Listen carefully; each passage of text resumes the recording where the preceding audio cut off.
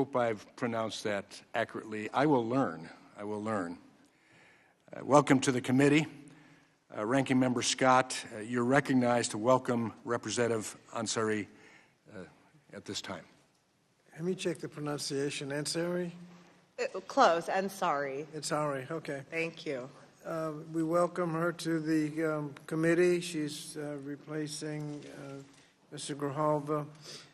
She brings a fresh and diverse perspective to our work. Her leadership as Vice Mayor of Phoenix and freshman class president in this Congress will be a tremendous asset for this committee, and I look forward to working with her and welcoming her to the committee. Thank you, Mr. Chairman. I yield back. I thank the gentleman. Without objection, Representative Ansari will be added to the Subcommittee on Higher Education and Workforce Development and the Subcommittee on Early Childhood, Elementary, and Secondary Education. I'd like to recognize Representative Ansari for 1 minute to make a brief statement as you embark on this fabulous committee. Thank you so much, Chair Wahlberg and Ranking Member Scott. It's an honor to be appointed to this committee, especially as a freshman member. I know I have very huge shoes to fill. Congressman Raul Grijalva was a titan in the fight for strong public schools and labor protections. Our home state of Arizona has been ranked as one of the worst schools for public education for years. That is a direct result of extreme cuts to public education funding, resulting in some of the lowest teacher pay in the entire United States. We are also a right-to-work state where the legislature has continuously gone after workers' rights and preempted cities from establishing heat safety rules in the hottest state in the country. I'm so grateful that Arizona will continue to have representation on this committee, and I'm really proud to fill that role. I look forward to working with each of you to make our public schools stronger and our workplaces safer. Thank you. Thank you, and again, welcome to this committee. Now we'll turn to the oversight hearing portion of today's meeting. Good morning. It's a pleasure to welcome Secretary Linda McMahon. For the first time to the Committee on Education and Workforce. We don't want to be your last, necessarily. Madam Secretary, thank you for being here. Since you were sworn in on March 3rd, you've made it your mission to address the glaring problems you inherited from your predecessor and begin to the process of right-sizing the Department of Education so we can return education to the states. I want to address each of these core parts of your mission in turn. First, the glaring problem at the K-12 level.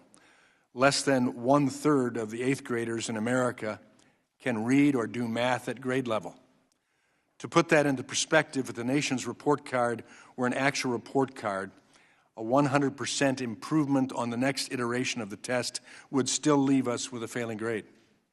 Unfortunately, too many in our education system are more invested in protecting their monopoly power over kids' futures or indoctrinating students into left-wing ideology than teaching them basic skills, developing their critical thinking, and expanding their educational choices. At the post-secondary level, your predecessor used billions of taxpayer funds to pursue illegal student loan schemes meant to shift responsibility for student loan debt from the individuals who took it on to taxpayers who paid off their debt or never went to college in the first place. In addition, the Biden-Harris administration ignored the congressional mandate for student loan repayments to resume, breaking the student loan system and creating chaos for borrowers. All the while, Democrats have been happy to let the post-secondary education industry continue bilking students, their families, and taxpayers, while in many cases delivering a product that leaves students worse off than if they had never attended college at all.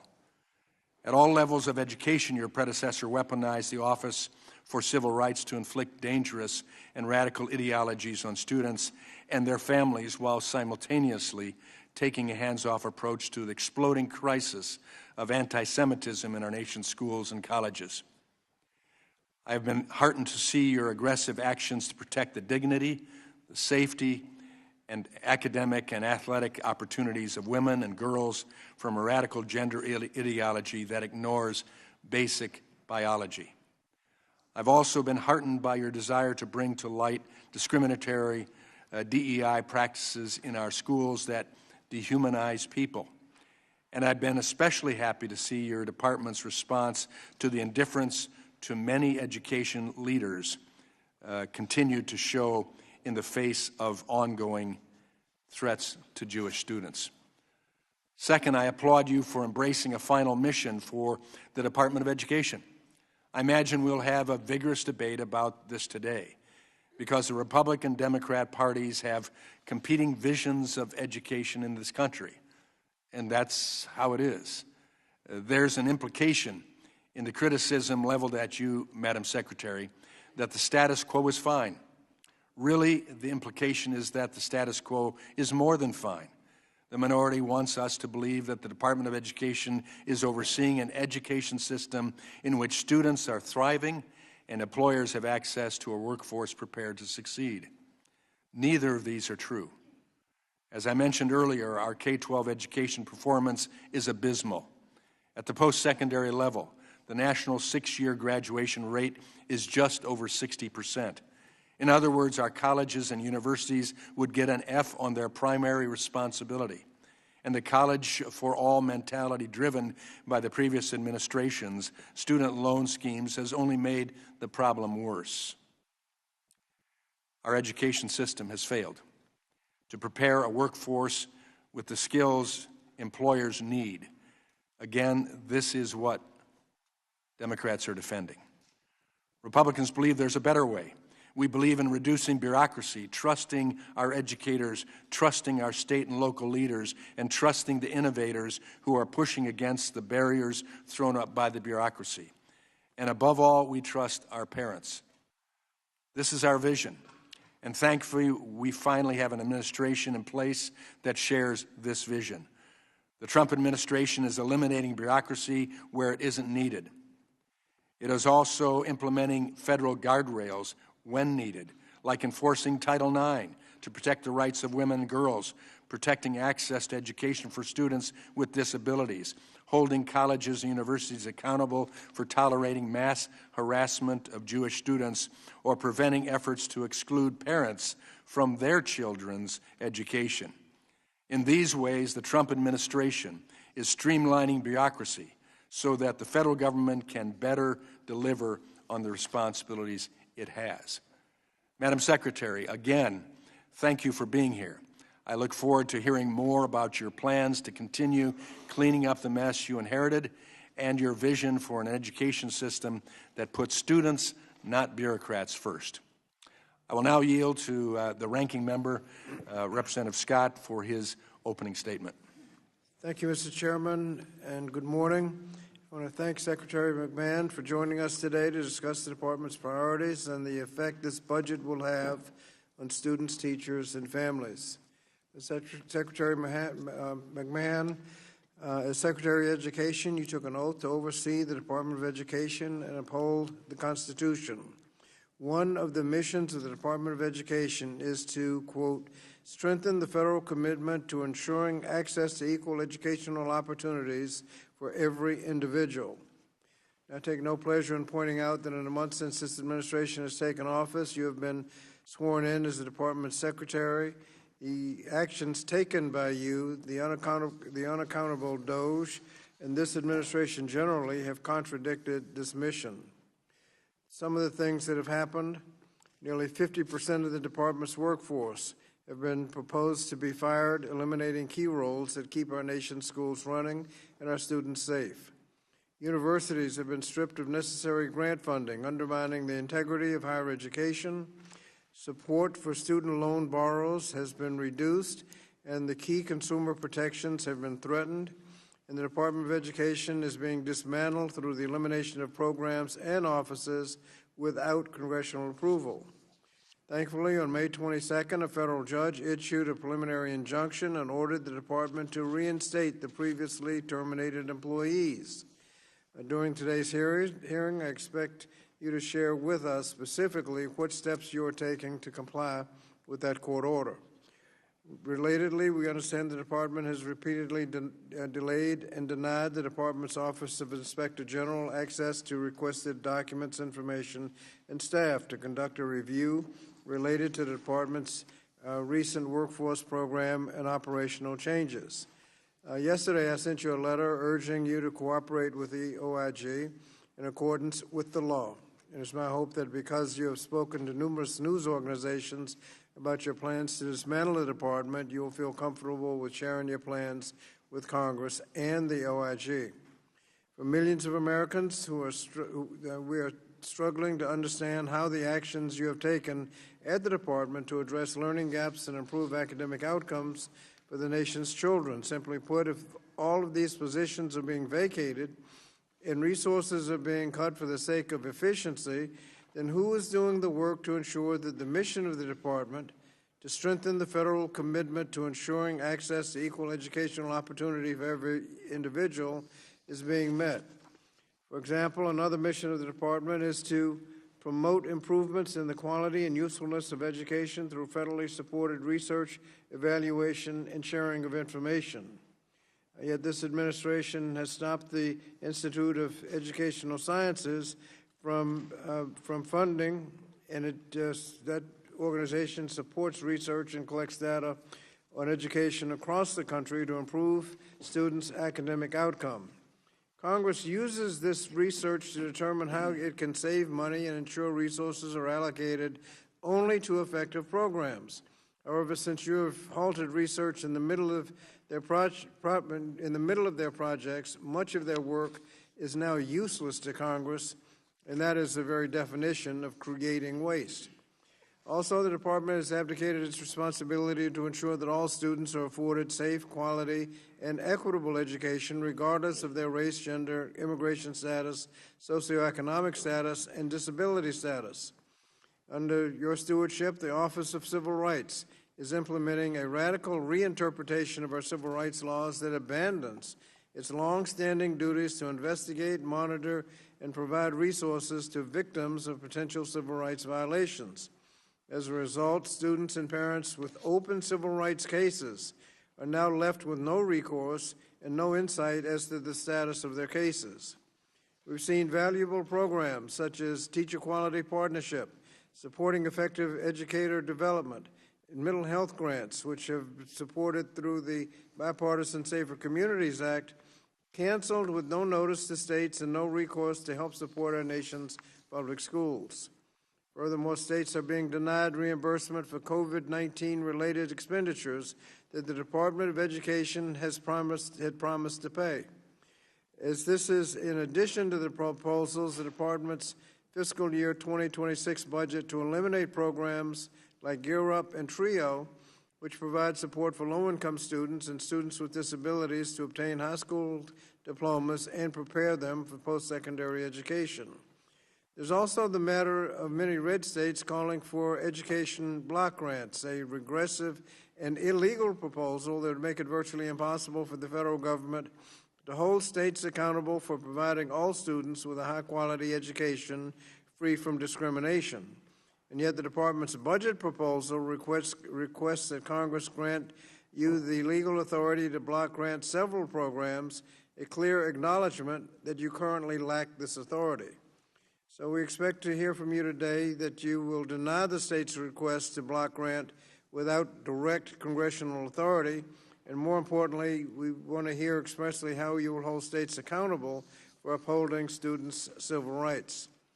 I'd be remiss if I did not note that the Department's fiscal year 2026 budget proposal would make it more difficult for students to enroll in and afford a college education by proposing reductions in funding to need-based grants such as Pell and Work Study. This is achieved by removing staff who oversee federal student aid administration and oversight, forcing borrowers into unaffordable repayment plans and aggressively garnishing wages of low-income borrowers.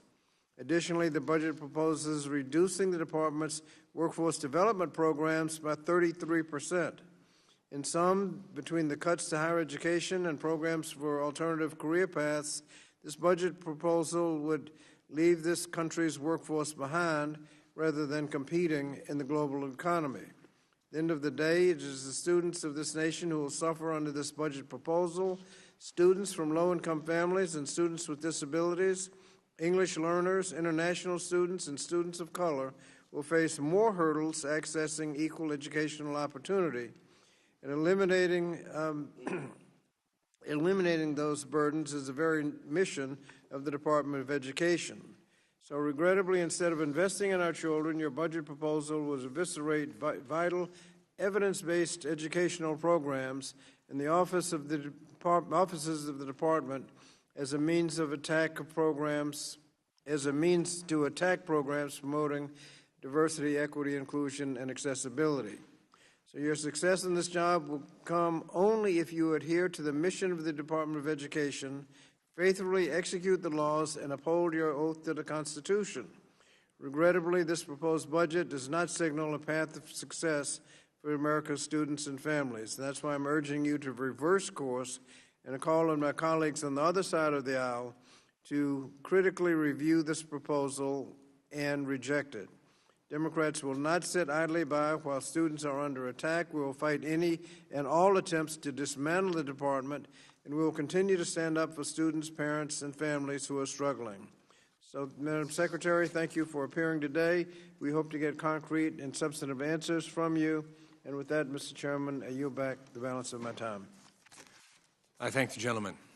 Pursuant to Committee Rule 8C, all members who wish to insert written statements into the record may do so by submitting them to the committee clerk electronically in Microsoft Word format by 5 p.m. 14 days after this hearing. And without objection, the hearing record will remain open for 14 days to allow such statements and other extraneous material noted during the hearing to be submitted for the official hearing record. I'll now turn to the introduction of today's witness, the Honorable Linda McMahon, Secretary of the U.S. Department of Education. Madam Secretary, we thank you for being here today. As you are aware, it's your responsibility to provide accurate information to the committee. Pursuant to committee rule, I would ask that you submit your oral presentation to a 5-minute summary of your written statement. Madam Secretary, you are recognized for your testimony. Welcome. Make sure that microphone is on there. That helps for you to hear me, right? Good morning, Chairman Wahlberg, Ranking Member Scott, and distinguished members of the committee. Thank you for having me today to represent the goal I share with my boss, President Trump, to responsibly eliminate federal bureaucracy, cut waste, and give education back to states, parents, and educators. With your partnership, the fiscal year 26 budget will take a significant step toward that goal. We seek to shrink federal bureaucracy, save taxpayer money, and empower states who best know their local needs to manage their education in this country. We have reviewed our programs and identified spending that does not fulfill the mandate of trust the American people have placed in President Trump.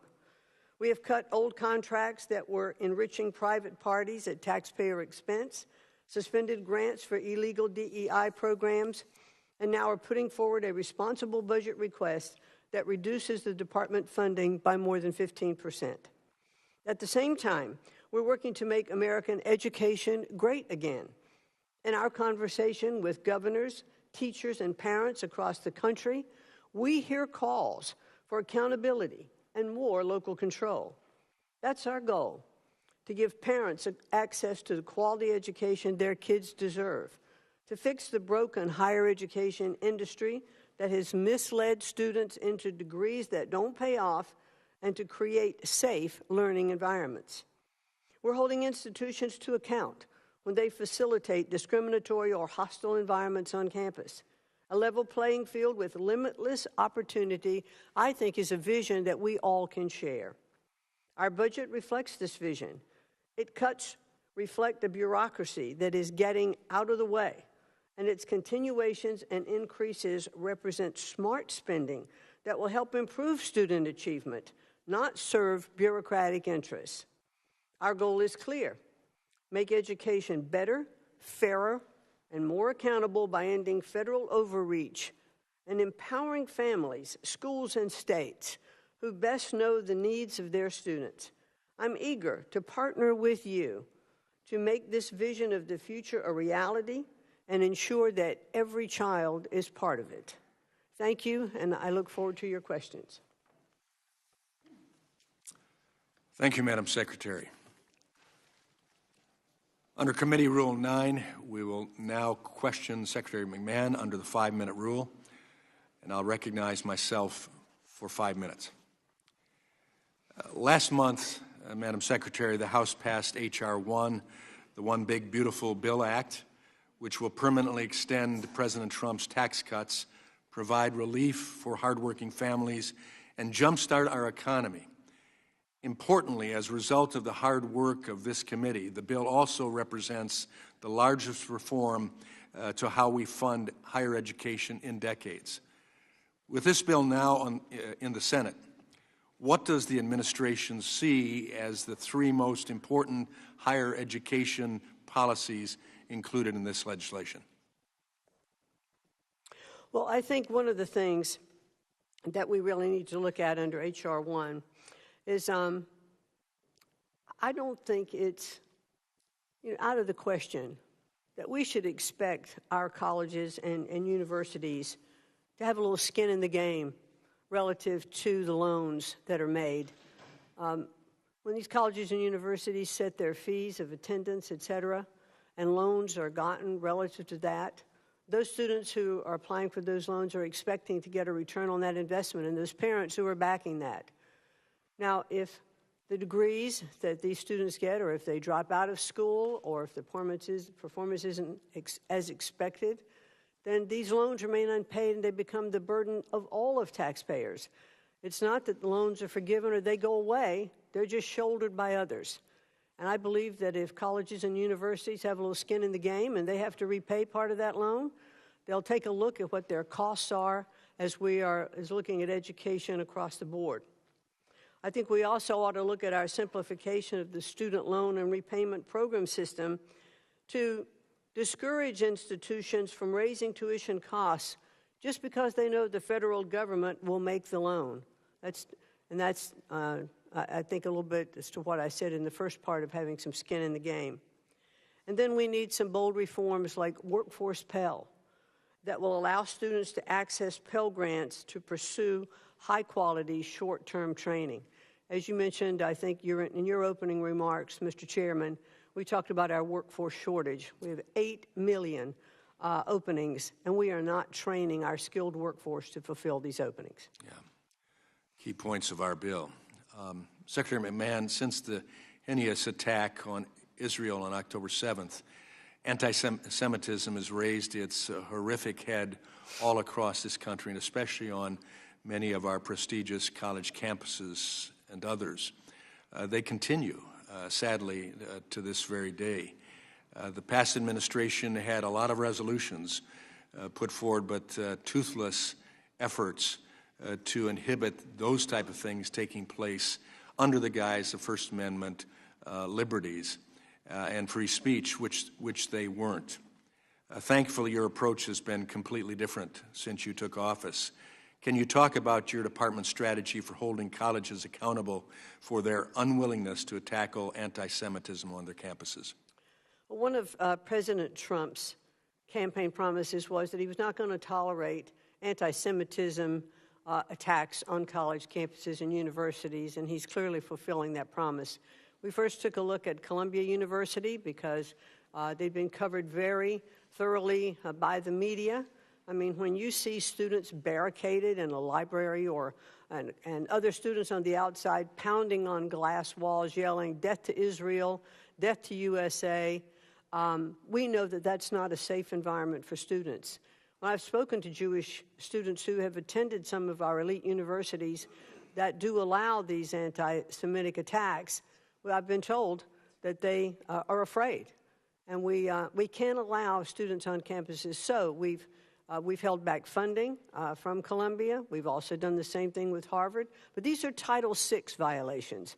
These are not First Amendment violations. We have gone after this under Title VI. We've withheld funding. And we are asking, as Columbia has done, to come to the table for negotiations. We've also asked Harvard. Their answer was a lawsuit. So we are approaching and investigating probably about 60 other universities for civil rights violations. Thank you. In a few seconds remaining, what excites you most about returning education power and authority to the states? I believe that the best education is that closest to the child, as does the president. Those on the ground working with children every day, governors, superintendents, teachers, those are the ones who can make the best decisions for education for our children. Thank you. I yield back. I now recognize the gentleman from Connecticut, Mr. Courtney. Great. Thank you, Mr. Chairman. Secretary McMahon, in your opening remarks, you focused on the need for giving parents and families the choice in terms of their children's education. And sure enough, in your skinny budget, the line item for charter schools was plussed up, which I guess is consistent with those remarks. However, you zeroed out magnet schools in the skinny budget. We both come from Connecticut. U.S. News and World Report did their annual ranking of high schools in the state of Connecticut. The number one high school in the state of Connecticut is a magnet school in East Hartford, the Connecticut IB Academy. The number 3 high school in terms of quality in the state of Connecticut is the Marine Science Magnet School in Groton, Connecticut, which I have the honor of representing. There is not a charter school in the top 50. And again, this is not, my question is not really about whether charter schools perform or don't perform, but what your budget does is it undercuts parental choice, because magnet schools are choice-driven programs. I can say that personally because my daughter attended a magnet school, and it was an excellent education experience. You zeroed out that account, which is completely undercuts and contradicts the hype in your opening statement about supporting parental choice. I mean, why wouldn't you support magnet schools? I do support magnet schools, and as we both know, in Connecticut, I'll speak to magnet schools, but also in Connecticut, there has been the lowest growth in charter schools. I think we're like 5th from the bottom in the country for allowing more charter school growth. So why zero out magnets? Magnet schools are also, as are charter schools, they are public schools. So in the public schools funding, then I think that as the states have more control over their state budgets, they can allocate those dollars to magnet schools. I think magnet schools are great, and I know that a lot of them do focus on particular kinds of studies. Thank you. Just reclaiming my talk is cheap. Budgets are what count. And this budget does not say that magnet schools are great. I have another question. I want to just move on. You referenced the skinny budget, and that was an operating plan. We now have the full budget, so we might take another look at that. Yeah, it says 0. You may still be. Anyway, correct, I want to move on to. I want to move on to the Perkins program, which again is very important in the state of Connecticut. I was at a graduation ceremony on Wednesday. In Groton, where 170 high schoolers were given job offers by Electric Boat Shipyard because of Perkins grants funded programs, both in tech schools and comprehensive high schools in welding, metal trades. The hype, again, from this administration is that they're going to support trades schools, but looking at your budget, again, it's a 0 increase in the Perkins line item, which I guess could have been worse. You could have cut it. In terms of the program, but in terms of meeting the moment of job openings, which you mentioned in your opening remarks, and certainly we have huge job openings in southeastern Connecticut, this budget does not match the rhetoric in terms of trade schools or the trades. What I want to ask you is that, we're trying to figure out in terms of just the interaction between job training programs at the Department of Labor and Perkins grant program. And can you tell me, again, whether or not it is your intention to move the Office of Career, Technical, and Adult Education to the Department of Labor? Well, thank you for that question, Representative. I can tell you that one of the executive orders from the President was that the Commerce Department, Department of Labor, and Department of Education should coordinate and look at workforce programs. There were over 43 different workforce development programs across all of the agencies is certainly inefficient in operation. So I've had many discussions with Commerce, I've had many discussions with the Secretary of Labor, and I think there are opportunities to move some of those programs Well, in your into other discussions, agencies. I would hope you would note the fact that it's in statute that that office is in the Department of Education. Perkins was enacted after the Department of Education was created. It is housed in the Department of Education, and we are going to be watching very closely in terms of whether or not there's a move made that violates that law. I also would just note in closing, the adult education line item was zeroed out, which is just stunning. I mean, this is a program that allows adult learners to get a second chance in life because some people who didn't complete high school on time, and also immigrants who, again, want to get the literacy skills so that they can get naturalized as citizens. I was invited to speak at an adult education graduation ceremony in Vernon Friday night, and again, it's pretty sad to be able to bring news from Washington that the Secretary of Education doesn't support adult education. With that, I yield back. I thank the gentleman. I now recognize the Chairman Emeritus, the gentlelady from North Carolina, Ms. Fox. Thank you very much, Mr. Chairman, and thank you, Madam Secretary, for being here and being willing to take on the challenges that you are taking on with the department. Madam Secretary, Parent Plus loans were created by Congress in 1980 to help middle and upper income families access additional funds they might need to make tuition payments for their undergraduate children. It was never intended to be the predominant source of funding for college, but since the limits on how much could be borrowed were eliminated in the early 1990s, the program has turned into the funding of first resort for too many American families, including those who have no ability to repay the large loan amounts that the government makes available. Indeed, the former president and CEO of the Thurgood Marshall College Fund called the program a ticking time bomb. Politico called it the government's predatory lending program, and the Georgetown Law Center on Poverty and Equality said the program imposes serious risk, including crushing unrepayable debt. And for black families in particular, Parent Plus loans too often have the ability to be debilitating, as noted by a senior vice president at the United Negro College Fund. Recognizing this, the Student Success and Taxpayer Protection Plan, which was included in the One Big Beautiful Bill and is awaiting action in the Senate, established a lifetime cap of $50,000 to protect families from overborrowing under the Parent Plus program, and couple this with additional borrowing flexibility through lower interest Stafford loans. What's the administration's view of the need to put limits on how much parents can borrow under the federal loan programs like Parent Plus program? Well, we certainly do support, the limitations, because I think what we've seen, you know better than anyone, Congresswoman, that $1.7 trillion in student loan debt is unacceptable and unsustainable in our country. And when colleges and universities can absolutely set the limit on loans of attendance, and the government will loan that amount, that is just leading to more and more debt. And we have to put some caps. We have to put things in place.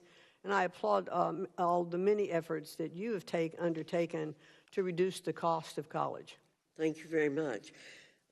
Madam Secretary, each year the federal government provides over $100 billion in grants and loans through the federal financial aid programs without any accountability as to whether these dollars leave students better off.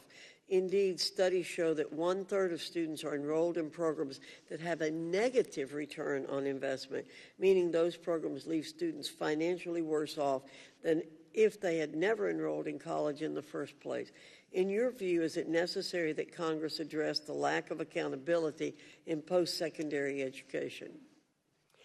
Yes, I do think, and as I mentioned a little earlier, I do think that colleges and universities should have some skin in the game for programs that they are offering that can't possibly be repaid.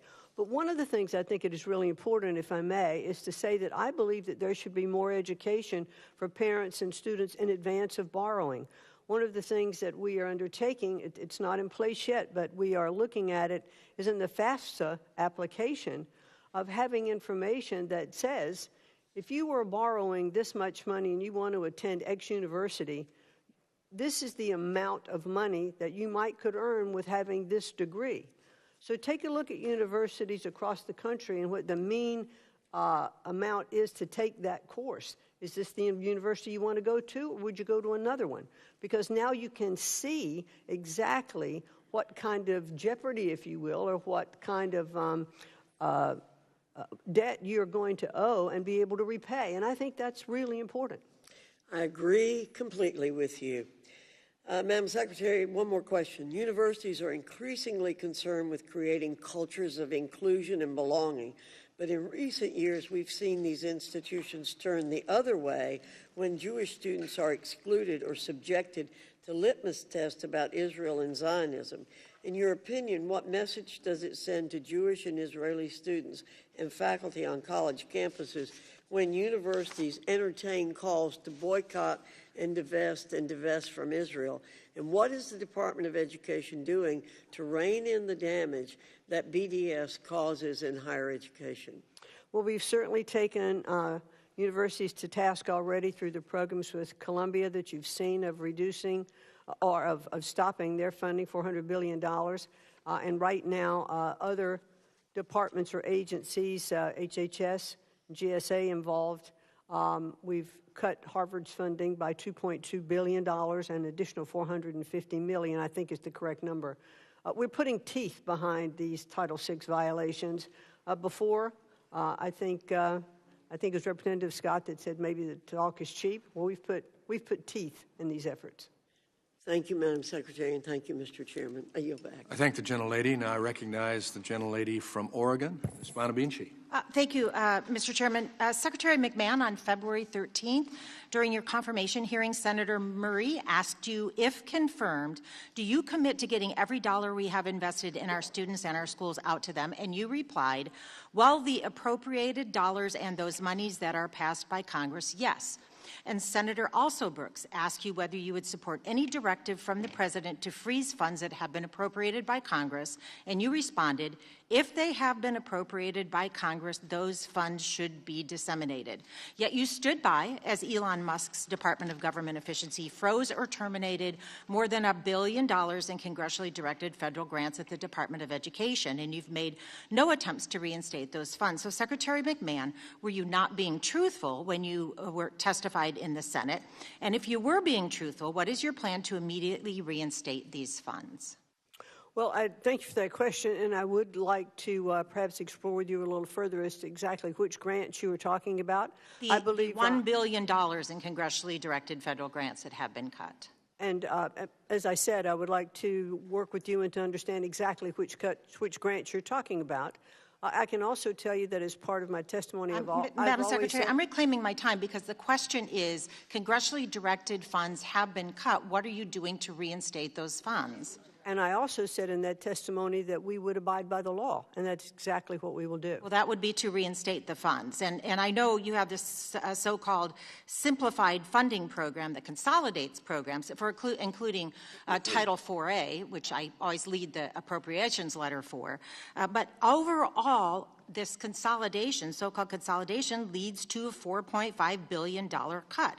So that makes your statement untruthful if you're not doing anything to restore those funds. With regard to Title IV-A, can you name one of the major categories in Title IV-A where cuts will lead to a well-rounded education or world-class education, as you state? Let me respond to one other thing that you asked before. And when you were talking about the cuts of $4.5 billion, along with that cut goes a great reduction in the cost of regulatory compliance. Madam Secretary, I need to reclaim my time because I want you to answer the question about which category in 4A where cutting will lead to a world-class education. I'm certainly going to answer your question, but also I think it's important for this committee and for taxpayers to understand that when we cut red tape for regulations... I understand, Madam Secretary. I have to reclaim my time because you're not answering my question. Well, I'm trying to answer your question. The cuts have happened, and as Secretary of Education, your job is to faithfully execute the law.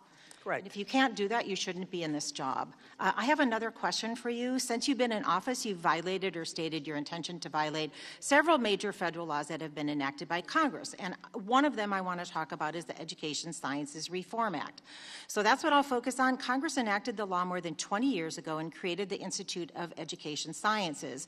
IES provides evidence-based data to improve student outcomes and support teachers. But the Trump administration unilaterally canceled more than $900 million in IES grant funding and reduced IES staff from 175 to fewer than 20 employees, a reduction of about 90%. So, Secretary McMahon, what statute authorizes you to unilaterally dismantle an office Congress created? What we have done to the benefit of those grants is to, well, first of all, let me say that there are a lot of contracts that are done in IES. So none of those contracted services have been affected. And also, what is part of IES and the funding you're talking about are for NAEP, and for the NAEP program is already in place for the next 5 years. However, we did renegotiate that contract and save $540 billion. And you could do that with fewer than 20 employees, is what you're saying? We are doing it because we are able to continue doing what we do because the contracted services which are still in place have not been affected. Yeah, it's hard to believe that you can meet the statutory obligations without money or adequate staff. What do the NAEP scores show when disaggregated by income, by the way? I beg your pardon? What do the NAEP scores show when disaggregated by income? When disaggregate, I don't understand the question. Okay, well, maybe you should look at the NAEP scores because what they say, you and the chairman and a lot of members of this committee use the NAEP scores to talk about how education is doing. What we really need to look at is how we address low-income students. Oh, okay, you're talking about performance and achievement gaps. Okay, I get it now. Yes. Okay, well, NAEP scores, I think, continually show what we all know to be true, I think. I've looked at it in my state of Connecticut. It's one of the things that first got me into government. I looked at the achievement gaps, and that's what I wanted to make sure that we were servicing. And as my time expires, Madam Secretary, what they show is that we need to have investments to help our low-income students succeed, and you are cutting those investments. And I ran for Congress because I wanted to make public education better, but not just for a few, not just those who are worthy of private dollars, and not just those in wealthy neighborhoods, but every single student. As Secretary of Education, I hope you would have the same goal. I do. And thank you. Gentlelady's time has expired. I now recognize the gentleman from South Carolina, Mr. Wilson. Thank you very much, Chairman Tim Wahlberg, for your great leadership on behalf of the American people. And gosh, thank you, Madam Secretary, for your vision and courage to promote local school control of education for parents, for students, for teachers. And Washington is not all wise, and the local elected school boards should be where power is exhibited and where people know better about the local communities, and it should be devolved to them. Additionally, I want to thank you and President Trump. You're successfully empowering American citizens, not big government. And you're actually doing the exact opposite of any dictatorship in that power is being returned to the people, the local elected school boards that so well reflect the citizens who have elected them. And then I believe you are the right person for the job. Additionally, I believe, too, that it's so clear that education is a state issue, and it should remain as a state issue. It should not be a federal issue. And with that in mind, I recently led a letter, along with 27 of my colleagues, to call for an increase in funding for the Federal Charter Schools Program, CSP, across the country. The charter school community is committed to providing families with high-quality public education options, voluntarily, choice of the parents. And I am grateful to see that President Trump's budget would increase the charter school program by 14%. Furthermore, last month during National Charter Schools Week, you announced an additional $60 million in funding for the CSP this year to help meet the needs of families across the country. For the American people, and particularly for the media, if you will explain what the success is of the voluntary school choice programs are, and how is this money going to be spent around the country? Well, thank you very much, Congressman Wilson, for your kind words about me. But also, I have visited many schools, many charter schools throughout the country already. And what I have seen with those charter schools is the innovation that they are allowed to use that you don't see in a lot of our public schools. And so I'm very pleased to see that the president is also supporting school choice. The president wants to make sure that the best education is that's closest to the child, whether that's homeschooling, charter schools, public schools, private schools, religious schools. He wants to make every opportunity available to all the children in the country. So I am pleased that we did increase the budget request for charter schools. And I too have visited the schools, and I visit all the schools that I can in the district I represent, every type that you just identified. And I hope the media will go by and visit a charter school and see how positive they are and find out how the students are doing so well. And they're voluntary. It's what, and it's not for everyone, but where it is, the media, it would be nice for them as they're doing investigative reporting to look into truly not just the viewpoint of the teachers union, but what's really happening in America. Along with that, Secretary McMahon, I'm really concerned that we have adversaries, war criminal Putin, we have the Chinese Communist Party, we have the dictatorship in Tehran, are targeting our universities and colleges. What can we do, again, to stop their inroads? And it's already been successful removing Confucius Institutes, which are a branch of the Communist Party, Chinese Communist Party. So what more can be done to promote freedom and democracy instead of totalitarianism? Well, I think we've certainly seen, in fact, one of the requirements we had of Harvard was that they, or one of the questions we had of Harvard is, how are they vetting their students that come internationally? How are they vetting their teachers, their professors who come internationally? Do they have ideological backgrounds that are contrary to the United States government? We also, I heard this morning on the news that there was a student from China, I think it was discovered in July, that had fungus spores in a backpack from China that he brought to the University of Michigan. Now, we have to make sure that we stop that, because this can be an attack on our food supply, an attack on our, our total population. So these are incredibly important things, and the State Department is looking at visas, canceling them, making sure that the students who are here in the best interest of the United States. And thank you for promoting free speech, and also international students who want to come and learn and be positive, but also understand that there may be agents of foreign countries coming to our country. I yield back. I thank the gentleman, and I recognize the gentleman and teacher from California, Mr. Paticano. Thank you, Mr. Chairman. Thank you for being here, Madam Secretary. Good to see you again. Let's get right to it. Madam Secretary, do you believe that the federal government is legally or constitutionally permitted to punish a private entity for having a different viewpoint than the administration? What do you mean by that? Well, does the government have the power, or legally, or is it legal or constitutional for you, the Secretary, to punish a private entity for having a different viewpoint than the administration? I don't know what you mean by punish. Can you be more specific? Well, let's move on. Apparently, I don't want to get into this back and forth on this.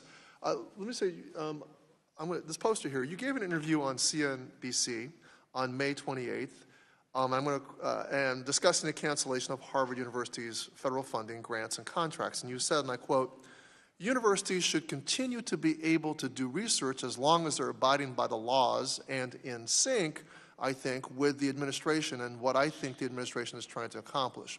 So what you're saying, Harvard can have its funding and its international students back if and when it teaches what the Trump administration demands.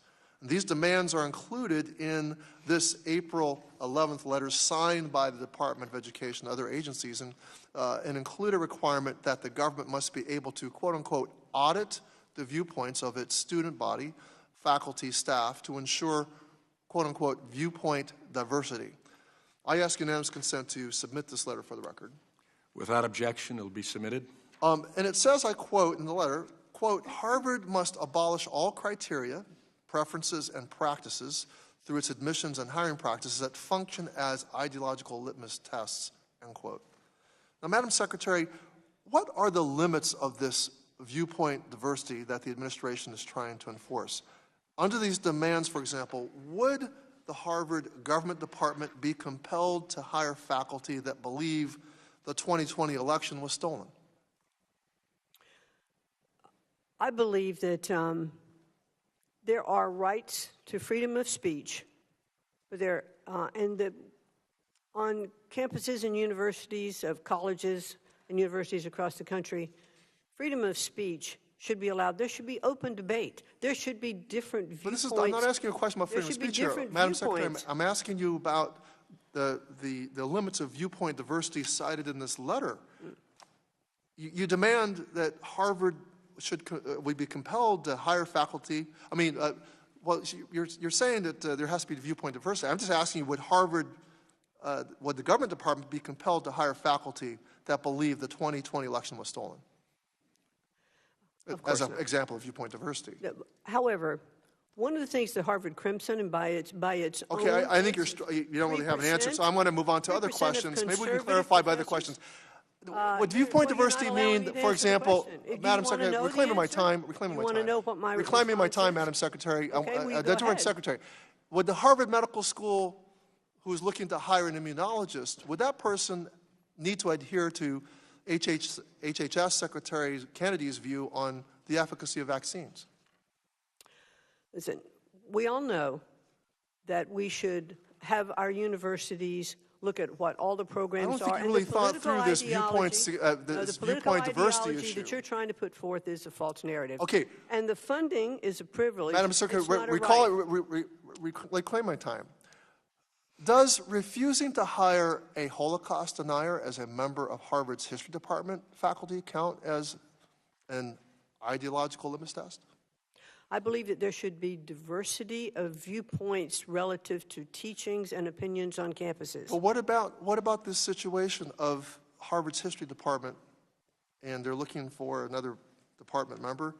Would being a Holocaust denier count? Well, I do know that Harvard did replace its head of Middle Eastern Studies even before we looked at it because they believed that they needed to make changes already. Okay, can you explain to me how cutting funding to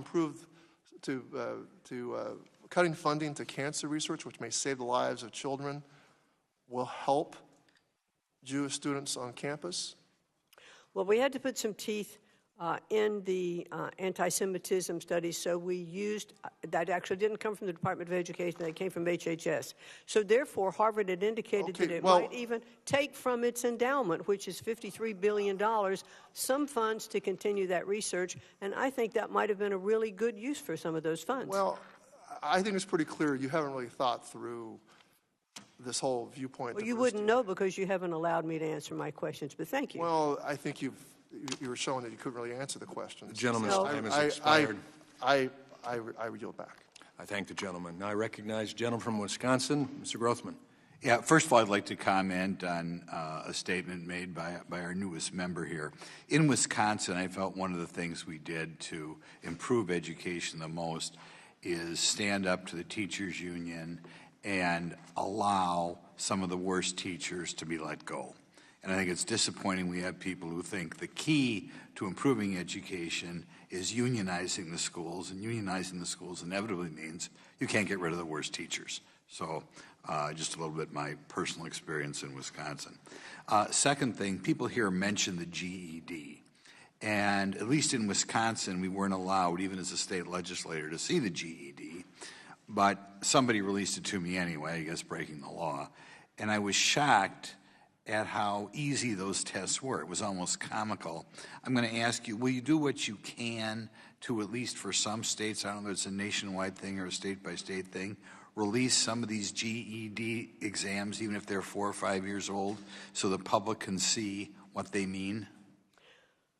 Well, thank you for your question. I'm not sure that's under my jurisdiction, but I would like to look into it and get back to you on that. Okay. Next thing, just covering workforce Pell just a second. I know it sounds good. At least in Wisconsin, when I talked to trucking firms, I toured a manufacturer last week who was paying for the tech school degrees for its employees, even before the people were employed there. Same thing with construction firms, paying for the education. So I kind of felt a little bit that this workforce bill is we're driving in and paying for stuff the private sector is taking care of already. So I'll just ask you to look into that. Now, as far as bias and the anti-Semitism in universities, to me it's part and parcel of a larger problem. Anybody who's been involved in Republican politics for a while has met students who have to lie routinely on tests to feel they have to get a good score. And it's because you have this monolithic left wing that is got almost all, in some disciplines, of the teaching jobs. And to me, this anti-Semitism is increasingly part of the left wing zeitgeist that's everywhere in the universities. Global warming, greatly exaggerated amount of bias in the universities, that sort of thing. What do you think, and I honestly don't know the answer to this, what do you think we can do about the overwhelming left-wing bias in so many disciplines at the universities? Well, I think that's one of the things that I've been talking about is doing some vetting on how the courses are being taught and to make sure that we have, equal and diverse viewpoints. I mean, when Harvard will, through its own Harvard Crimson, say that only 3% of the faculty are conservative, I don't think we have diversity of viewpoints in that case. And even in hiring, we're looking at Harvard. Harvard had the standard case. It was right. Students versus Harvard. Thank you. And it was Harvard's not hiring, through merit. It's decreasing those populations of students from, it's against a lot of Asians in the community. So all of those things have to be taken into consideration. I agree with you that we have a shortage of people going into skills-based learning programs, be they tech schools, be they trade schools, what have you. I think part of the answer is to disseminate the statistics showing how much better, say, a plumber or an electrician or a welder does than people with a communication arts degree or a business marketing degree. And it's a very difficult thing to know what to do because, of course, under our Constitution, education is not really something that we think of as a federal thing. But I think you could disseminate that. Would you try to do what you could to, during your term, educate the public as to how much better financially people do with a skill as opposed to a general education degree? Well, I certainly would like to make sure that everyone does understand that. Would you publicize it? I guess that's what I'm looking for. Would you publicize how much better? I think those stats are available. All you have to do is have a plumber come to your house. Boy, I can tell you that I might be in the wrong business sometimes. I hope you use your position. My final question is, one of my colleagues here talked about so-called difference by income level. And I always think that's not where they should be looking. I think they should be looking by family background. Would you collect data, unlike for income level, family background of students and see, by that I mean family structure, and see how that affects educational test scores? Would you do that for us? I'd really like to get back to you and understand a little bit more of what you would like us to look into, but I will get back to you on that. The gentleman's time has expired. I now yield or recognize the gentlelady from North Carolina, Ms. Adams, for her 5 minutes. Thank you, Mr. Chairman, and thank you, Secretary McMahon, for being here today. I hope that I will have an opportunity to meet with you. I had made a request, and we weren't able to do that, and hopefully you'll reconsider. But let me just raise a concern that I heard from one of my constituents who served in the Department of Grants Management Policy Division. Their entire unit received a RIF notice in March. This office, from what I understand, held key oversight functions for grant administration and compliance, and ensuring that taxpayer dollars were used effectively and legally, and that the department's obligations under federal statute were met. And I know you've spoken about the importance of streamlining and efficiency, and I respect that. I know it's difficult sometimes. But let me ask if you can speak to the department's plan for transitioning this critical compliance work moving forward, and how you are ensuring that core responsibilities around federal grant oversight, training, and legal compliance are still being fulfilled. Well, thank you very much for your question. Just let me give you the assurance that even with the streamlining that we have done so far, we have not missed any of our statutory requirements, and that's what we will continue to do. So you have, and you are going to meet those. Is that what you're saying? Yes. Okay. So let me ask you, as you already know, Title III, Part B provides mandatory funding to HBCUs, and I appreciate your statement on HBCUs. I'm a 40-year professor at an HBCU, a graduate twice of one. But can you speak to how the department is using the data and metrics to track the long-term impact of outcomes like academic performance, research competitiveness, and infrastructure modernization at our HBCUs that are approximately almost 200 years old? And beyond that, how do you plan to scale what's working? And if we're seeing strong results at one campus, then how can we make sure that these best practices are reaching others? Well, thank you very much for asking. We have held all of our funding for HBCUs level. They've not been decreased. I've met with President Vincent from Howard University and understand from him a lot of the great programs they have in place. So we recognize the great value of HBCUs. And I believe, and I can get back to you to make sure that this is a correct statement, but I believe that the President also has a special office in the administration for HBCUs. Yes, ma'am, he does. And of course, he did have an executive order on HBCUs. And of course, you know that the HBCUs Partners Act, signed into law by the President, requires agencies to report each year to Congress on how they're supporting HBCUs and how that aligns with the goals of the executive order and the White House initiative, of which you just spoke about. So let's say that there's a grant that gets canceled, but that cancellation doesn't line up with the executive order or the intent of the HBCU Partners Act. Would you be willing to work with the White House initiative and your interagency partners to take another look at those decisions and potentially reinstate grants that were inconsistent with that guidance? Certainly, I would always look into those things, but we have not canceled any grants. Oh, yes, ma'am. Okay. Well, we're gonna make sure that we follow up on that. Yeah, we'll follow up if that's not the case. All right. Well, thank you. Are there ways that you could look at to incentivize required state matches to HBCUs as the executive order states? Because currently that's not being done.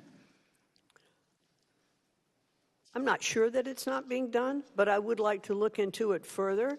And if it is not being done, I'd like to talk to you about it. Yes, ma'am. I want to talk to you about it because I can assure you that it is not being done.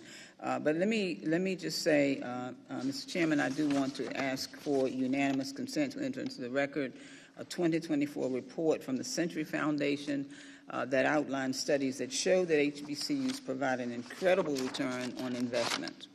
Without objection, it will be submitted. Well, thank you. And Madam Secretary, thank you very much. I know that I'm almost slightly over my time, but I'm looking forward to this year's HBCU Week. I saw that the website has been updated, and I certainly appreciate the effort to keep that momentum going. I look forward to, as I said in my opening comments, to having that one-on-one with you. I would certainly appreciate if you would honor that request. And thank you very much for being here. And, Mr. Chair, I yield back. Thank you. I'll certainly do that. Gentlelady yields right on time. Thank you. I recognize Gentlelady from New York, Ms. Stefanik. Thank you, Mr. Chairman. Secretary McMahon, thank you for being here today. I want to follow up on my colleague across the aisles back and forth where you didn't have an opportunity to answer the question. As you know, I've been very engaged in leading this effort in terms of holding Harvard accountable. We saw the scourge of anti-Semitism after the Hamas attacks on October 7th, and Harvard failed in every respect to enforce the rules to protect Jewish students. And over the course of our investigation, It was revealed that there was anti-Semitism deep in the Office of DEI at Harvard for their failure to respond to Jewish students, and it highlighted this issue of a failure of ideological diversity. I wanted to add some more details to what you pointed out. Less than 3% of the Harvard faculty are conservative, and this is a challenge in education writ large. According to the Harvard Crimson, as of 1989, the ratio was 2 to 1. Liberal to conservative. By 2017, it was 5 to 1, and then as of 2023, it's 26 to 1. So when we talk about ideological diversity, it is a crisis at Harvard. Can you further elaborate on that? Well, just agreeing with what you've said. I mean, when by their own statistics, it is clear that they don't have diversity of viewpoint. And I believe, and as I mentioned a little bit earlier, the fact that Harvard had already replaced its head, or was looking to replace its head of Middle East studies, recognizing that they already had an issue. I think it's indicative that Harvard, even before we were initiating our talk, well, I actually think that we spurred them on. Absolutely. When we started putting teeth in what we were doing, they finally said, okay, we're going to make some changes, and they did do that shortly after we started our investigation. And you're spot on, Secretary McMahon. Harvard has failed to save itself. They are responding to the exceptional work of this committee and the accountability measures that this administration has put into place. So I want to thank you for your strong leadership. I want to thank President Trump for his strong leadership. I care deeply about this as an alumna of Harvard and as the first member of my immediate family to have that opportunity. We want to make sure these institutions are excellent for generations to come. My follow-up, which is on a different subject, this has come up in virtually every meeting that I've had, whether it's with university presidents, professors, or students, is the challenge of AI and academic integrity in the classroom. Can you talk about the department's approach in terms of how to harness the benefits of this technology, but also make sure that we are learning the basics in the classroom and have academic integrity? You know, I think AI is probably one of the... It's so overwhelming with the abilities that it can bring, but it also has a downside and dangers. We want to make sure that AI is not, leading to false essays or papers or studies that students are turning in. However, when I've looked at K through 12 education and I've seen some of the tutorial benefits for individual studying through AI, I think it brings so much to the table that we can offer students who are accomplishing more in the classroom who aren't accomplishing as much by that one-on-one tutorial advantage. So I think we need to harness and capture those opportunities from AI, but at the same time, making sure we understand, and I don't think we even have this much of a handle on it yet, of what some of the dangers of AI can be. And I think that that's what's incumbent upon us to look across the board at all of that. Well, thank you for that. And my last question, and this is primarily for K through 12, and I think about this both as a policymaker, but as a mom, as my young 3-year-old who is finishing pre-K 3, but screen time for our kids and the dangers of huge amounts of screen time. I want to credit my colleague Kevin Kiley, who's hosting a hearing on this next week. Can you discuss the administration and the department's approach to tackling this very concerning issue that has had huge impacts on the mental health, but also the focus of our kids? Well, and I do think this is really at state level. Yes. And there are governors who are, promoting policies, or superintendents who are put in policies in their local areas that say, bell to bell, in schools, no devices, so that students aren't distracted, from what they're doing. I think parents at home need to look at the amount of screen time that their children. This is a great deal of parental responsibility as well. And we've looked at different aspects. I've seen reports of more and more screen time, which then reduces your ability to focus and have attention for your subject. So while there is an entertainment value and information value to screen time, it's not always, I think less could be more. Thank you so much, Secretary McMahon, for your service, for the tremendous work you're doing for students across the country. Yield back. Thank you. I thank the gentlelady. Now I recognize that I've lost sight here. A little too soon. I now want to recognize the gentlelady from Georgia, Ms. McBath. Thank you, Mr. Chairman. And Secretary McMahon, thank you so much for being with us today. As Secretary, you have a direct authority over the cancellation of grants and contracts at the Department of Education.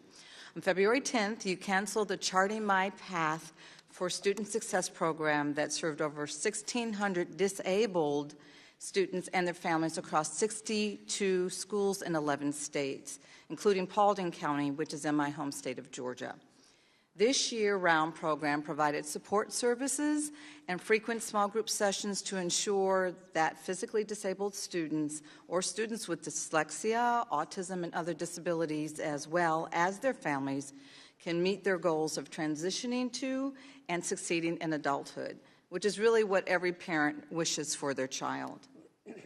All too often, it's unfortunately a sink or swim situation for disabled students after high school, and programs like this can be the difference between a lifetime on disability insurance versus a good job that they can raise a family on. On this poster right here, you can see the exact email that was sent out to parents in Georgia because of your decision, which I would like to submit digitally for the record. It says, the federal funding provided by the Department of Education for this initiative has been discontinued immediately, and that your child will no longer receive transition supports. I would like to also submit for the record an article from NPR about a young man named Logan and his mother Jessie, who were really benefiting from this program before it was abruptly canceled. Secretary, this is just simply a yes or no answer. Do you stand by your decision to cancel this program in the middle of the school year without any warning to the hundreds of students, teachers, and families that were participating?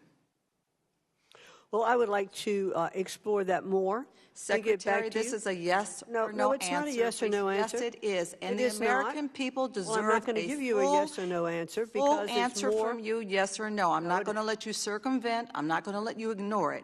Yes or no? It's a simple question. Well, Do I'll you have stand to by look into this some decision? of the different programs, and I can't speak to individual grant programs without looking into them exactly. There are a lot of grant programs out there, so I'd like to get back to you. Note for the record that the Secretary is unwilling to answer my question.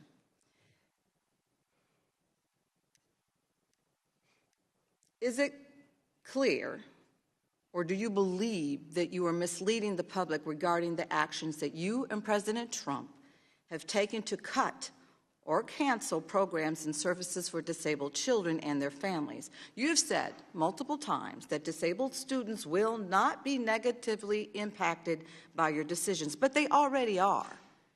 Time and time again, this administration asks the American people to listen to everything that they say, but to ignore actually what they're really doing. Given our limited time, I plan to submit written questions to you and for the record to learn more about your decision and get some direct answers from these parents as to why the kids can't meet with their teachers anymore. Secretary, yes or no? Simple answer, just a direct answer. Do you believe that gun violence, the leading cause of death for children in this country, is a public health crisis? I believe that gun violence is just, we should take steps to make sure that gun violence does not happen in our schools. Is it a public health crisis to you? The American people and families want to know, do you believe that our children sitting in our classrooms should be fear of unnecessary gun violence? Most of America believes that this is a public scourge. Do you believe that gun violence poses a threat to our children while they're sitting in our classrooms? Gun violence should not be allowed anywhere, and gun violence especially should not be in our schools. I'd like to say to you, Secretary, as a mother who lost her son to unnecessary gun violence in the prime of his teenage years, your response, or basically a lack of response, is completely out of touch. Every parent, whether they send their kids to public or private school, worries about their child being killed at school. And there's a lot of data to prove that. It is unfortunate reality that this happens every single day, but yes, this is the reality. There's something very wrong when the highest-ranking government officials responsible for the safety and education of our kids cannot claim that the leading cause of death among children is not a crisis. Every American should be deeply concerned while you remain Secretary of Education. And I hope that I'm able to get some answers in writing from you, and I yield back. I thank the gentlelady, and now I recognize the gentleman from Utah. Thank you. Madam Secretary, good seeing you again. Over here. Ah, there you go. First of all, I'd like to thank you for bringing your entrepreneurial expertise to an industry that has long forgotten what a good return on investment is when it comes down to teaching our kids. There's nothing more important for the survival of our American culture than what you're tasked to do. You represent the end of accepting failure as an option. And on behalf of those who love the role of educators, because they love the children they teach, I want to thank you for that passion. As you know, the House passed resolution, reconciliation bill, includes a version of the Education Choice for Children's Act, which will provide billions in tax credit scholarships for school choice. I have long advocated for school choice, and I'm eager to see a much-needed school choice legislation enacted into federal level. Why do you think expanding school choice is such a huge win for parents who are desperate for educational options? Well, thank you very much, Congressman, for that question. School choice, I believe, is one of the top things we can do to make sure that every child has equal access to an excellent education. And President Trump certainly believes, and I've said this many times even this morning, he truly believes, as do I, that the best education is that is closest to the child. When, when we think about teachers who are with our students, our children, every single day, school superintendents, and parents who should have rights over the say of the curriculum that are being taught to their children. These are all things that are part of the school choice program. The President does not believe that any child should be imprisoned, if you will, in a failing school, but should have opportunities to go to other schools. And so I'm really pleased to see that he has wanted limits or the budgets increased for our charter schools. He wants to make sure that our public schools have the best teachers, the best funding. He wants to make sure that all private schools, religious schools, and even those that are teaching their children at home with homeschooling have all the best tools available. He was embarrassed by the NAEP scores. He was embarrassed by where education levels were in our country, and he was angry. And when he's talked to me about it, he said, we absolutely need to make changes so that our students can have the best education in the world and that their performance scores will indicate that. By the way, we all should be angry by what's happened to our kids today. It is a travesty. And by the way, every child, no matter what zip code they live in, deserves the rights for life, liberty, and pursuit of happiness. The only way that can happen is through education. You have been aggressive in attacking the scourge of DEI in our educational institutions.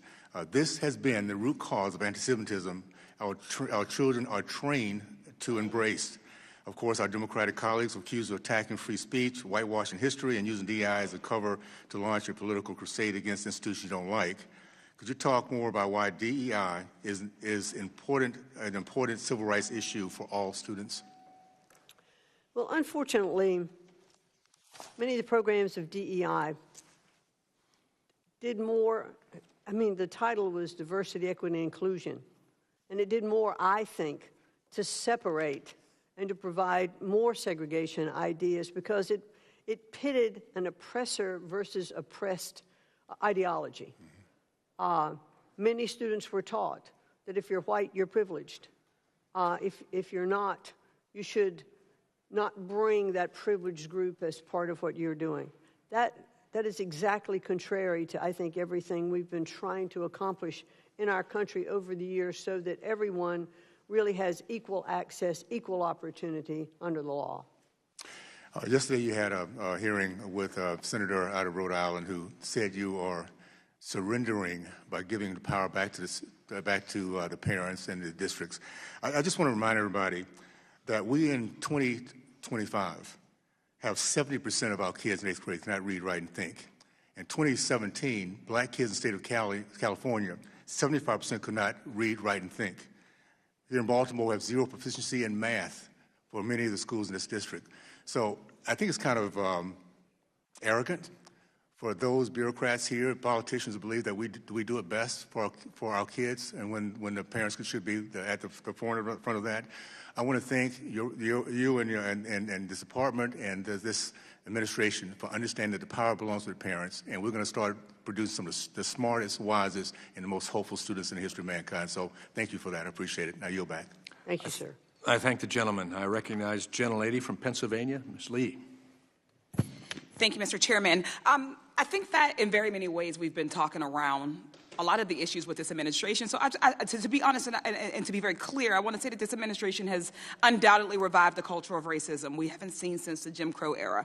They've made it clear that open attacks on black and brown and other marginalized communities is not just tolerated, but it's encouraged. So when they call for removing of equity and inclusion and diversity and accessibility from schools in favor of quote-unquote traditional American values, it's indistinguishable from post-Civil War South advocating to rewrite history with the lost cause narrative to censor truths about slavery, or as they disappear students who write dissenting op-eds. It's reminiscent of the suppression of abolitionist newspapers. And this department's financial aid policies harken back to a time when higher education was reserved for affluent, well-connected, and predominantly white students. So I have some questions, about why this department is taking its leads from Jim Crow.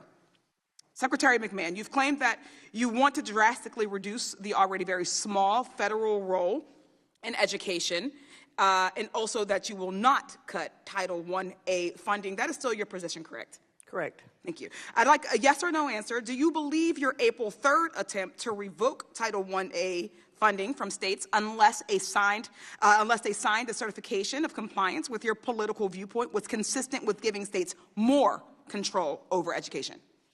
There's been no reduction in funding for Title I-A. As of now. There has not been yet. But again, and it is not going forward in the budget. So you believe that okay. Yes or no, is Title I-A funding actually secure for every school district and state that currently receives it? Or is your goal to make Title I-A conditional on states refusing to provide students of color, LGBTQA students, students with disabilities, or other marginalized students opportunities to participate in diverse, inclusive, equitable, and accessible learning environments? No, that's what I answered. I-A funding is intact. Okay. So let's talk about so-called illegal DEI, as you all have called it, a phrase you've continually bring up, that I'm still unclear on, especially after 3 federal judges have preliminarily ruled that your illegal DEI guidance is likely unconstitutional and unenforceable, illegal, as it were. Secretary McMahon, during your confirmation hearing, you were asked by Senator Chris Murphy if an African-American history class violated the administration's position on diversity, equity, and inclusion. You said you'd like to look into it. You've been on the job for a few months now. Have you been able to look into it?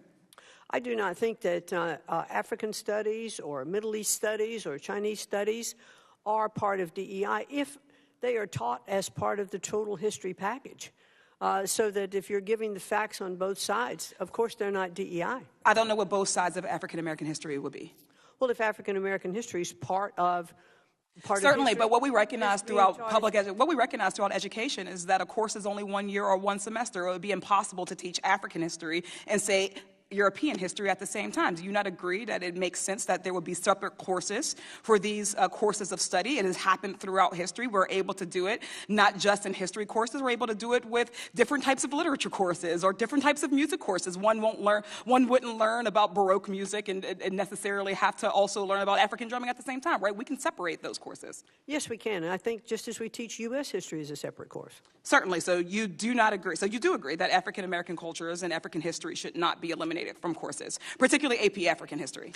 Well, I think that African history can certainly be taught and not be considered a DEI course. Oh, thank you. I have a few other examples that I would like your thoughts on, simple yes or no. If this is a legal DEI, an example, would you say that it would be an illegal DEI for a lesson plan on the Tulsa Race Massacre? I'd have to get back to you on that. Do you know what the Tulsa Race Massacre is? I'd like to look into it more and get back to you on it. Okay, so I look forward to that. How about the book Through My Eyes by Ruby Bridges, for instance? I haven't read that. Have you learned about Ruby Bridges?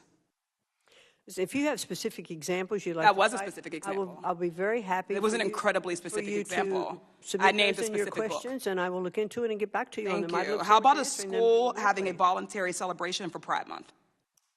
Well, I think that. Voluntary.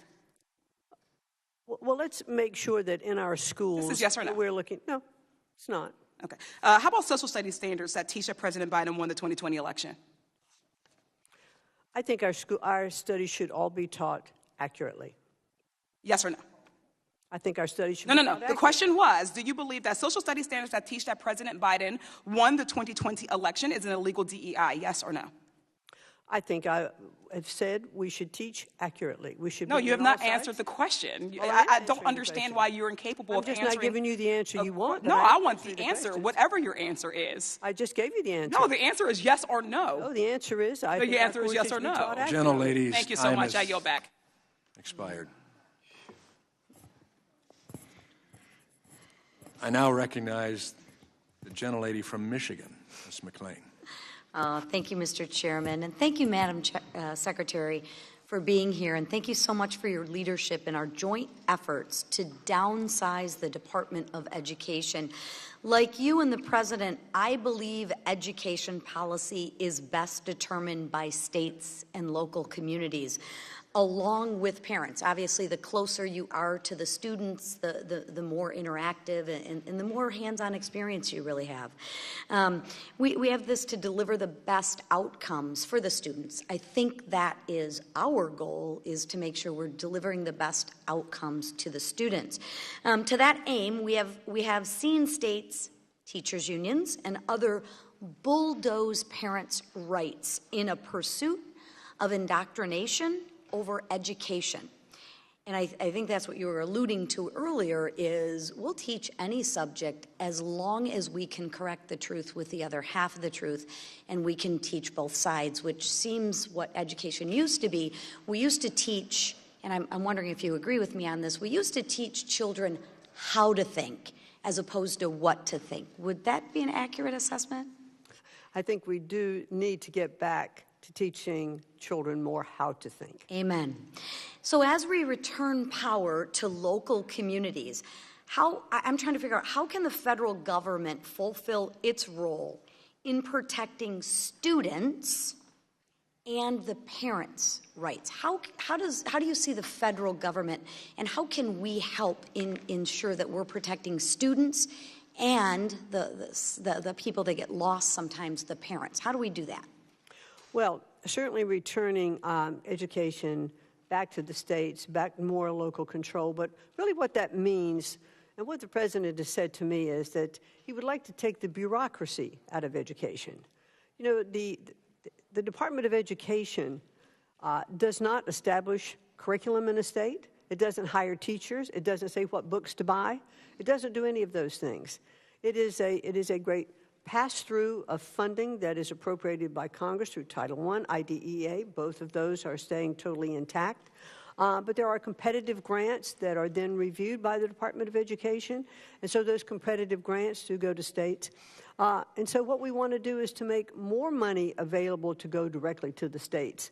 When you consider the fact that of every dollar that goes to a state, a teacher is spending about 47 cents of that dollar in regulatory compliance. But if we can get rid of a lot of the red tape that goes along with those grants and those requirements, then there's more money for the states to put forth the programs that they would like to put forth. And that's clearly one of the President's goals. Yeah. I don't want to put words in your mouth, but I want to make sure that I understand you correctly. So what you're saying is, if we took that dollar that right now is earmarked, and 47 cents of that dollar is going for compliance issues, regulatory issues, right? You're saying we would actually have more of that dollar to give to the actual student? Certainly the goal. Wow, what a concept. Who could not be for that? I just don't understand. If our goal is truly to educate the student, who would not be for giving more money to the student? Not only giving more money to the students, but to make sure that parental rights are protected, that parents have more say-so, in the curriculum that their students are being taught, that they understand what is going on in the classroom. And I urge parents to take a more active role in their students' education. I think that teaching is one of the most noble professions in our country, but they do need support. They need support at home, and I think parents can, and many parents are so involved, but I urge parents to become more involved in school board elections and just attending those meetings that impact their children. So it's actually a good thing when parents show up at school board meetings, and it's really a good thing when parents are involved. They're not terrorists or whatnot. That's a good thing. We actually want parents involved in the students' education. Absolutely. To that end, I know parents have the right to opt out of specific lesson plans for their child if it goes against their specific religious belief or whatnot. But I believe at times it's difficult for the parent to get that done. What do you see moving forward to make it easier for parents to opt their child out of something that they don't want them involved in? How do you see that happening? Well, there again, that's really part of the local education system, and the Department of Education does not have jurisdiction or control over that. I would just urge parents, though, independently, to continue to approach their school boards, their individual schools, the teachers, and the superintendents to make their voices heard. And with that, my time has expired. Thank you all for all of your work to getting actual more dollars to where it should go, to the actual students. I thank the gentlelady. Thank you. Thank you.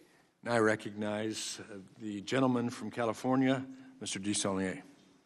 Thank you, Mr. Chairman. I'd like to ask unanimous consent to enter into the record a statement from the National Disability Rights Network discussing how the Department of Education's proposed budget cuts would eliminate critical programs that provide advocacy service to individuals with disabilities. Without objection. Thank you, Mr. Chairman. Madam Secretary, thank you for being here today. I'm particularly interested in your comments and your background as a person who comes from the private sector business about how you create efficiencies. And to one person's bureaucracy, another one is a good valued employee, whether it's the public or private sector. I want to start by reading a quote from a federal judge who stopped the closure of the Department of Education and the layoffs. Judge John said that in regards to the layoffs of this scale, quote, will likely cripple the department. The idea that the defendant's actions are merely a reorganization is plainly not true. She goes on to say, a department without enough employees to perform statutory mandated functions is not a department at all. This court cannot be asked to cover its eyes while a department's employees are continuously fired and units are transferred out until the department becomes a shell of itself. So this is in the context of you're eliminating staff, bureaucrats, I think, to your words.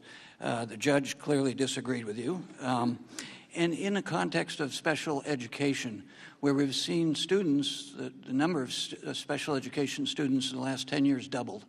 I don't know if you've ever sat down with a parent or a special ed educator and try to work with them and see what they have to go through to get the services that they are statutorily allowed to do, signed by President Gerald Ford, the IDEA program.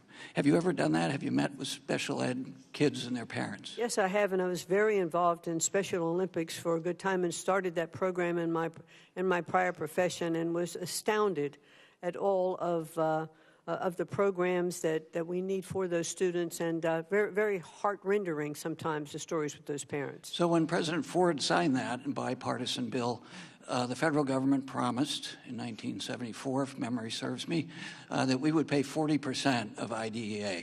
Do you know what that number is now and historically has been? I believe that Congress has appropriated no more than about 18% at this particular point for that program. 18% at a high end. It's more like 10 to 12%. Yeah, I think in 2025 it was I'm just checking my numbers now. It was about 10.7%. So help me understand. We're going to cut thousands of people who help provide these services but don't get paid enough, and there are not enough of them. And we give more control to local government, but how do they have control when they never got the resources that they needed? I've had superintendents tell me that we've put more money into schools in California over the years. They could take all of that money and put it in special education. It still wouldn't be enough to make up for the lack of investment from the federal government based on a bill that was signed by a Republican president. Well, but that's not from the Department of Education. That's the appropriation coming from Congress. So I think that's up to you, sir. Where does that money go to? And the Department of Education is a key part of giving them the best practices so they can understand how to serve the people at the local level. It's fine to say we were going to give it back to local control, which I completely agree with. It's fine to say it's going to go back to the states, but they have to have the resources under a federal statute to perform the requirements under the federal statute, which I assume, given your background and working with special ed kids, you want them to get that. We know we all benefit from having special ed kids get the support. And specifically, does the department intend on eliminating, you talked about parent involvement, the congressionally mandated parent training and information centers? Are you going to continue to support those, and who's going to support those? Well, sir, as I said, the IDEA funding is level funded. There have been no cuts in that. It's going directly as it has before, so without changes from us. You know, having run businesses, I think we're just having a communication problem. How can you say your level of funding, but you're cutting staff and sending it back to local government without the funding? Seems like a contradiction to me, with all due respect. Wait, I don't know Madam what Secretary. you mean. I don't know what you mean by I'm cutting staff relative to states and how they are handling IDEA funding and how they are taking those dollars into their schools. The staff that we've cut, at Department of Education, let me just reiterate what I said before. We are totally in compliance with all of our statutory obligations.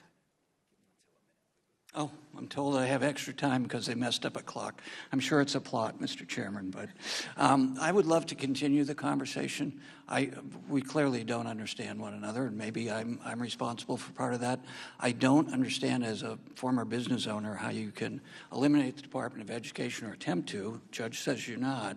You cannot do that. By the way, are you going to comply with what the judge has ordered? I will, but let me remind you that IDEA was in existence before the Department of Education. I believe it started in 1965 and was distributed to the states, and I think it would continue to be distributed if there was no Department of Education. I would respectfully disagree. You have to have people with expertise in order to implement the law. And I know, at least in the case that I've spent a lot of time with special ed kids and their families, they rely on the best practices supplied at a national level so that they can perform at a local level. Well, they came from somewhere before the Department of Education, so those people are... Ma'am, that's the reason we started the program, is because they were suffering and failing. I think now the gentleman's time has finally expired. We've got it back on track, so. Thank you. Thanks, gentlemen. Now I yield to the gentleman from Georgia, Mr. Allen. Thank you, Madam Secretary, for your work on behalf of all the parents and children of this country. I've been very impressed with your work. During my time in Congress, I've been a staunch advocate for school choice. Every child and every family is unique in their own way, and when it comes to learning, it's no different. In fact, in every public school that my children have attended, my wife and I have gotten very involved in that process, and it makes a difference with the parents getting involved. We've seen an explosion of interest in school choice, and as I'm sure you know, even in the last few months, states such as Tennessee, South Carolina, Idaho, Wyoming, and Texas are considering implementing school choice legislation. However, all these success stories, many states refuse to even consider school choice. Many states seem insistent on trapping kids in failing schools. In a country where school choice has already been implemented in many areas with great success, including the 12th District of Georgia, why do so many states refuse to even consider choice? Well, I think you'd have to ask the the governors and the superintendents of education in those particular states? That clearly is that's a state function. Important question. It's a very important question. Yeah, they should answer for but that. I can tell you that what we are starting to see and why you see more states now looking at school choice options is because our education system right now is failing our students. Yes. Well, we're spending the most money and getting the 30th in the world. I mean. And so I think governors who are being innovative on their own are looking at different programs in their states, and they are seeing the success rates, returning to classical education in some states, where the science of reading has been so incredibly successful, like the Miracle of Mississippi that we've looked at. On the recent NAEP scores for the state of Louisiana, we have seen that they've had the greatest improvement in their scores relative to others. So now there's a competitive factor going on among the states, and those who are recognizing what's worked, starting to look at it and adopt and say, maybe we ought to take another look at this. Exactly, because if you're going to compete in economic development and business growth and job growth in this country, you got to have a workforce, an educated workforce. And it's more important than ever because the workforce today is very technical and has to have a degree of education to deal with all of the digital aspects of production and everything else. As getting on to higher education, the cost of college continues to rise. It's imperative students graduating from high school know that there are many paths to a career, and not every career requires multiple degrees. Having built a small business, I have experienced firsthand how hard it is to find skilled and qualified workers. We got to bridge that gap. And I was proud to vote for the One Big Beautiful bill, which included two big Pell policies.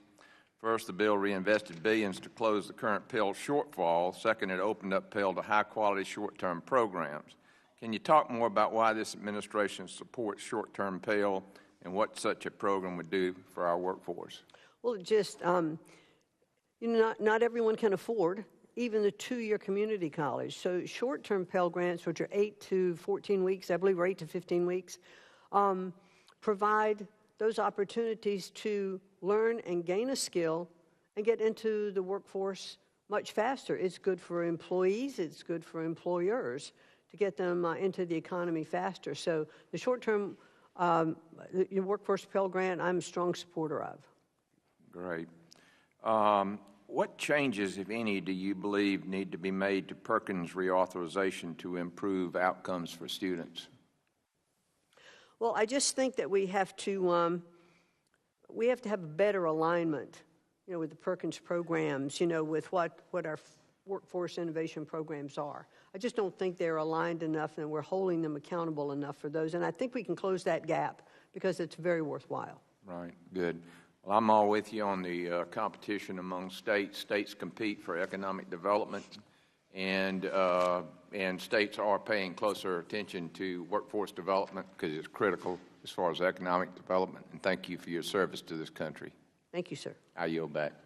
I thank the gentleman. I now recognize the new member of the committee for a first round of questioning on this committee, Representative Ansari. Thank you so much for being here, Secretary McMahon. I agree that for many students in America, our education system is absolutely failing them. This is especially true for low-income families and for folks in rural communities. But that's not because of too much federal oversight or the DEI policies like your administration claims.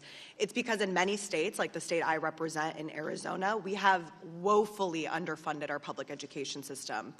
Now your administration wants to dismantle the Department of Education. I'm wondering if you can respond briefly. Do you believe there is a constitutional or operational path to eliminating the Department of Education? And if so, what is the timeline and process? Well, certainly, in fact, when President Trump issued his executive order indicated for me to start dismantling the Department of Education lawfully. We both know, as does everyone in this room, that the Department of Education cannot be dismantled without the approval of Congress. And so that would be the path we would have to take. And I said in my confirmation hearing that I wanted to work with Congress so that we could arrive at a good plan to show how what the Department of Education is doing could be handled with other agencies, and that we could see improvements for education throughout the country. And what risk did you weigh for public schools and universities if federal education funding is gutted or devolved to the states? Well, federal education wouldn't necessarily be gutted. I believe there would be more money to go to the states without the bureaucracy of the Department of Education. When you think about how many people there are at the department, and some of those services can be handled by other agencies, there would be less money taken out of the overall budget, more money to be available to go to the states. So here's the thing, Madam Secretary, and why I strongly believe that you're wrong. One big risk I see right off the bat is that some states, again, the state I represent, Arizona, have an abysmal track record of managing education. Last year, Arizona was dead last in a national list of the best states for public education. We have some of the lowest teacher salaries, low test scores, and the highest student-to-teacher ratio in the country. After years of cutting funding for public education, Republicans in Arizona have tried to fix our education system with universal school vouchers. Secretary McMahon, do you support expanding school choice vouchers nationwide? Well, one thing I would like to bring to your attention, yes which you may already know, is that the federal government only provides about 8 to 10% of the total education budget to states. Do you support expanding? It's a yes or no question. No, it isn't. These are policies that are established by the states, and I think that the states Secretary, thank you. Should adjust and provide their own education philosophy. When it comes to vouchers, would you say that you support taxpayers subsidizing wealthy students' tuition at expensive private schools? I think that, again, these are issues within the states, to look at. It's a yes or no? No, there's a school choice issue. Do you support the subsidizing for wealthy students? There are issues within states that they should look at. Okay, that sounds like a yes. Do you support those vouchers being used for things like expensive ski trips, $1,000 Lego sets, or pianos for individual families? Of course not. So I heard my colleague from the other side of the aisle just previously talking about how wonderful vouchers are, and I just want to share a couple articles, and I'm sure you all can't see from here, but these are all from the last couple of years in Arizona. It's titled, "Parents of Private Voucher Students Spent Over $1 Million of Public Money Buying Lego Sets." Another one, Arizona Empowerment Scholarships, what $304 million bought. Ranges from tuition to trampoline parks.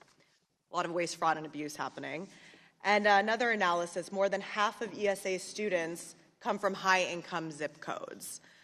So in Arizona, Secretary, this is exactly what's happening. 77% of those vouchers have gone to students in the wealthiest zip codes to fund their expensive private schools and luxury items, all while defunding public schools that the rest of our students attend. Does it sound to you like Arizona's voucher program is improving our education system? It sounds like you've got an issue in Arizona that you should address with your governor. And that's no, it's actually our state legislature that is ballooning the state legislature system. And all of that. So in Arizona, the issue has been a disaster, and this is exactly why a federal Department of Education is so vital. School vouchers have decimated our budget by $1 billion, again, Republican-controlled state legislature for, I think, 60-some years, costing taxpayers way more than simply raising school funding would have. So you have a clear test case in Arizona, which has failed miserably. I'm not sure why we would want to subject the rest of the country to the same problems. The gentlelady's time has expired. Yields back, and I recognize the gentlewoman from Illinois, Ms. Miller. Well, good morning, Secretary McMahon, and thank you for the great work that you and President Trump are doing to reform the Department of Education. The last 4 years under the Biden administration have been a disaster for the public education system, for parental rights, and for student safety.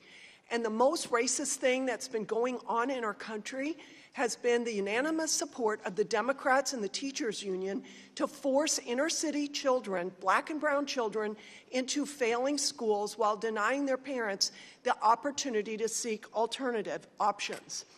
Children as young as kindergarten have been subjected to drag queen story hours, and pro-LGBTQ IA2S+ curriculums.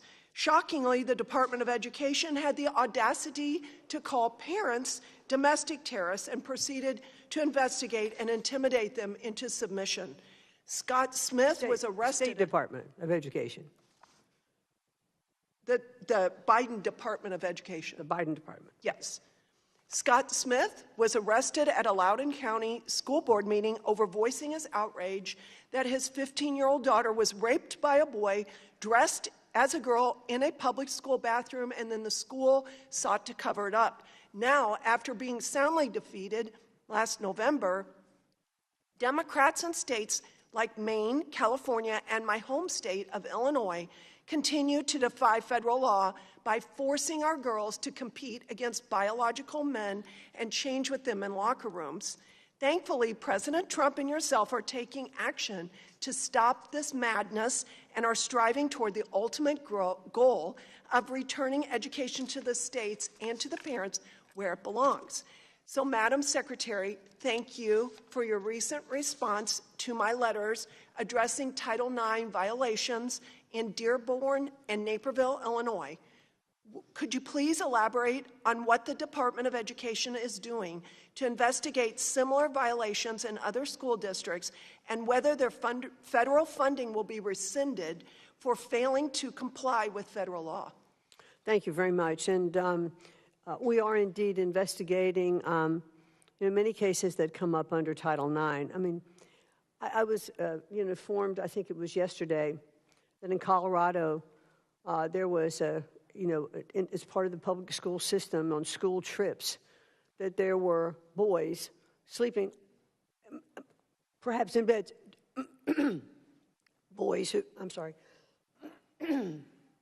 boys who were identifying as girls, sleeping in the same bed with girls on these class trips, and parents were not even notified.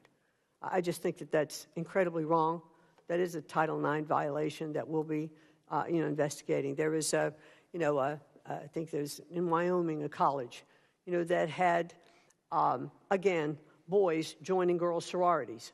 Again, Title IX violations. We are going to investigate them, and we will look at whatever options, that we have available, whether it is defunding some of those programs. So, yes. Tehank you. And thank you for fighting hard for school choice. Homeschooling is very near and dear to me. I'm a teacher, and I ended up home educating my 7 children. Most of them have chosen to do the same.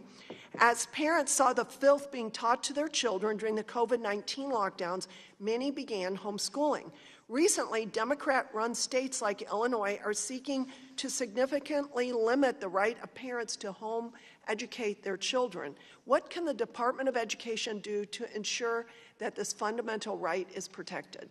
Well, that's clearly one of the things that President Trump has talked about, and what I've addressed earlier, in my testimony today, and that is that the president absolutely does believe that all children should have a right, to an excellent education. They should have that choice, and that choice should be supported, whether it is homeschooling, private schools, public schools, charter schools.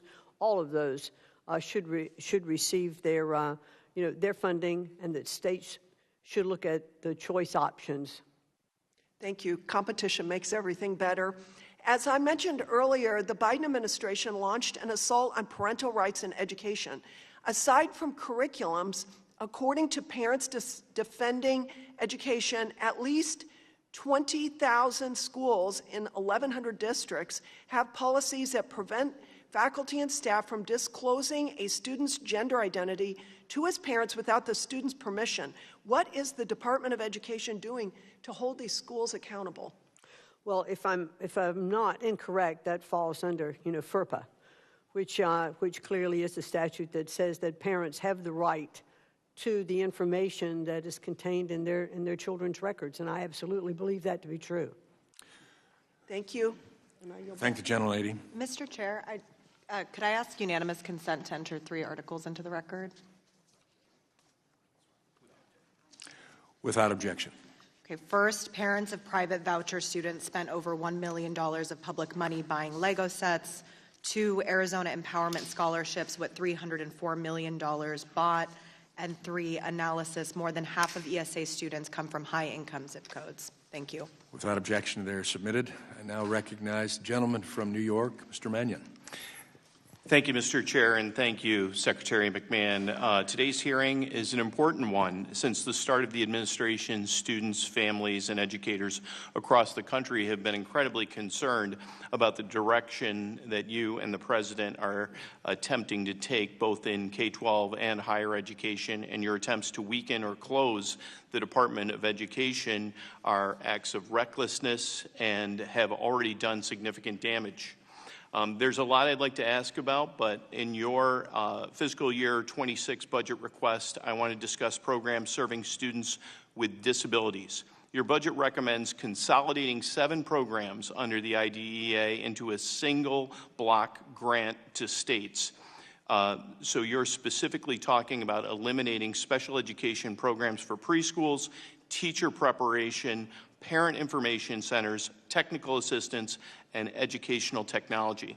I was a teacher of AP biology and chemistry and 15-to-1 living environment. I'm also the parent of a student with a disability. And I acknowledge that you intend to maintain the overall funding level for IDEA under this consolidated grant. But structure matters. These programs were created independently for a very good reason, to ensure proper oversight, to serve different populations, and to meet the full range of needs for students with disabilities. Madam Secretary, how can you assure us that states will maintain sufficient support for all of these critical areas like preschool special education and parental assistance if the federal government no longer requires them to do so under separate targeted programs? Well, I think funding under the Grants to States program would continue to be allocated to the states and LEAs in accordance with Section 611. So that will remain. What we found is that we have so many of these different diverse programs, and if there are I think there's 6 of them in total, that would come under a block grant, and states would have greater flexibility in terms of making sure that that IDEA funding went to where it should be. You know, the whole, I'm sure you know probably better than anyone, or as well as anyone, that the process of writing grants, the people you have to hire, the strings that are attached, you know, when individual grants, you know, do come in, is really burdensome and expensive. And so the hope is, and the goal is, that by giving this in terms of the one grant bucket, if you will, that there are less strings attached and it affords greater flexibility for states to put that money where it's needed. If a school district does not follow the proper mechanisms for administering that grant for the students to receive the individualized services that they need, is there any specific accountability measures that will occur coming out of the Department of Education or any other federal government agency? Well, there's always the opportunity of defunding. We don't want to take, you know, any of the tools off the table, but I would like, if there is a specific question, I would always want to look into that and to find out exactly. Well, we'd always investigate. And if there are reports that this is not being spent the way it's supposed, we'd always investigate. There's been a lot of discussion and questions regarding parental access and parental input. So I was in a classroom for almost 30 years, and over the course of those 30 years, what I saw was the implementation of emails, online grades being able to be accessed by parents, shared decision-making committees, an increase in the number of parent-teacher conferences and meet the teacher nights, the ability for students to audio tape or videotape lessons, and teachers themselves providing curriculum online and posting their lessons, sometimes a video recording of their lessons online. So is it your opinion that over the course of those 30 years that parents have less access to information about their students' education? Well, clearly you've made the case for innovative teaching, and I think that's what we should, through our regulations, allow teachers to do, and that's teach.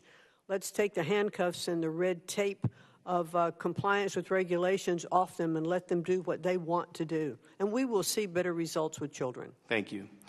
Should a parent have the ability to opt their child out of a unit on evolution?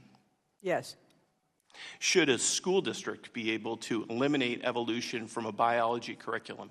I think that parents should have, under parental rights, I think parents look at curriculum in terms of maybe their own ideals, maybe their own religious backgrounds, and have the opportunity to opt out of a particular course.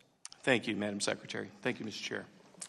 I thank the gentleman. I recognize the subcommittee chairman on early childhood, elementary, and secondary education, the gentleman from California, Mr. Kiley. Hello, Secretary McMahon. It was just 5 months ago that we had a Secretary of Education who was an enthusiastic supporter of shutting down schools during COVID, who was an enthusiastic supporter of forcing 2-year-olds to wear masks, who actually encouraged school districts, K-12 schools, to adopt COVID vaccine mandates. We had an administration that investigated parents as domestic terrorists for showing up at school board meetings, that attacked charter schools, that refused to condemn universities for caving to the demands of anti-Semites, that set out to destroy girls' sports, and that saw $200 billion added to education spending while student performance plummeted. Things are a little different now, aren't they? I certainly hope so. But unfortunately, in my state of California, they're the same, or actually they're worse than they've ever been. And you've already taken a number of steps to try to help out students in California. I did just want to highlight a couple other areas where the problems in our state's education system may fall within your jurisdiction in upholding the civil rights laws. First is when it comes to charter schools. I know you're a huge supporter of charters, and I believe you support the bill I've introduced, the High Quality Charter Schools Act. But in California, the governor and the legislature have declared war on charter schools. They're trying to stop new charters from starting. They're trying to shut down high-performing charters. A particularly egregious example is in Santa Clara. The Office of Education told one of the highest-performing public schools in the state, Bullis Charter School, that unless you engage in outright racial discrimination, we're going to non-renew your charter. Unless you have fewer Asian students, we're going to non-renew your charter. And then there was something similar that happened in Oakland Unified, where a charter school actually was non-renewed for similar reasons. So that's charter schools. The second issue is ethnic studies. So the state has seen fit to adopt a new ethnic studies graduation requirement for high school, but some districts have gone above and beyond and are already offering what's being called liberated ethnic studies. Now, both the model curriculum and these more specific liberated ethnic studies curriculums have been condemned as being overtly anti-Semitic. We saw an example of this actually in the last Congress when the superintendent of Berkeley Unified testified here that she thought a slide showing that students that the expression from the river to the sea is a valid perspective, she saw no problem with that. So I know that you may not want to comment on particular investigations that may or may not be under consideration, but do you see these as areas in which you might be able to help us out, either one of them? Well, a lot of that definitely still does fall within the local or state jurisdiction for schools. But I think in terms of universities, you've already seen how the Department of Education will come in for Title VI violations, and so we would continue to do that. Well, thank you very much. And I did want to say just a word about the situation at universities as well. Now, I have zero sympathy for Harvard. They were rated as having the very worst protections for free speech of any university in the country, actually any university in the history of the survey. And then when it came to anti-Semitism, I think it's actually underappreciated, the horrors that happened on that campus. We've heard from Jewish students at that university here who have testified how they were afraid to leave their dorms, how if they did, they were harassed, they were physically assaulted. You had pro-Hamas thugs who would follow them to class and monitor their movements. All the while, the university failed to protect them, instead catering to the demands of their tormentors. So I have very little sympathy for the university, and I think when they say, oh, well, we've changed some things, or we did a task force, clearly inadequate. What happened on that campus, reviving one of the most, perhaps, retrograde and ancient prejudice in world history and becoming a hotbed for it on their campus, that reflects a fundamental sickness that requires fundamental reform. So I think that what the administration is doing is absolutely necessary. The one point I would just raise is I wonder a little bit what the end game is here. You know, our universities have had a lot of problems in recent years and decades. They cost too much, they deliver too little value to students, and they've incubated a lot of the problems we have more broadly as a country. But throughout our history, they've actually been huge national assets. You know, it's a great thing for our country that we've had universities that lead the world and the best and brightest from all around the world want to study at and then contribute to our country. So the word of caution I might just add is that when it comes to the ultimate goal here, I hope that the goal is not to reduce these institutions to a shadow of their former selves, but rather to revive the ideals that used to guide universities and to restore them to being national assets again, rather than the liabilities that they've become. And I'd be very happy to help in any way that I can with that goal. Thank you very much, and I'd like to work with you on that. Thanks very much. Yield back. I thank the gentleman. I recognize the gentlelady from Connecticut, Ms. Hayes. Thank you, Mr. Chairman, and Secretary, welcome to our committee. It's interesting, I took a lot of notes. I had prepared questions, but I think I'm going in a very different direction. We've heard other colleagues talk about the NAEP scores, and I heard you say that the president was angered and embarrassed by these, and I think we all should be.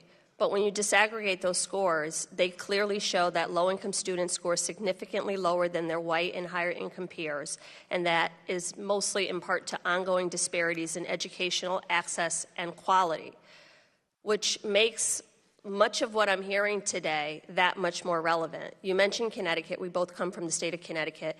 Connecticut relies on property taxes to fund education, and we have one of the largest income gaps in the nation, which means by design or default, low-income students face multiple challenges, including limited access to resources and opportunities outside of schools, which is why I don't understand many of the decisions made in this budget.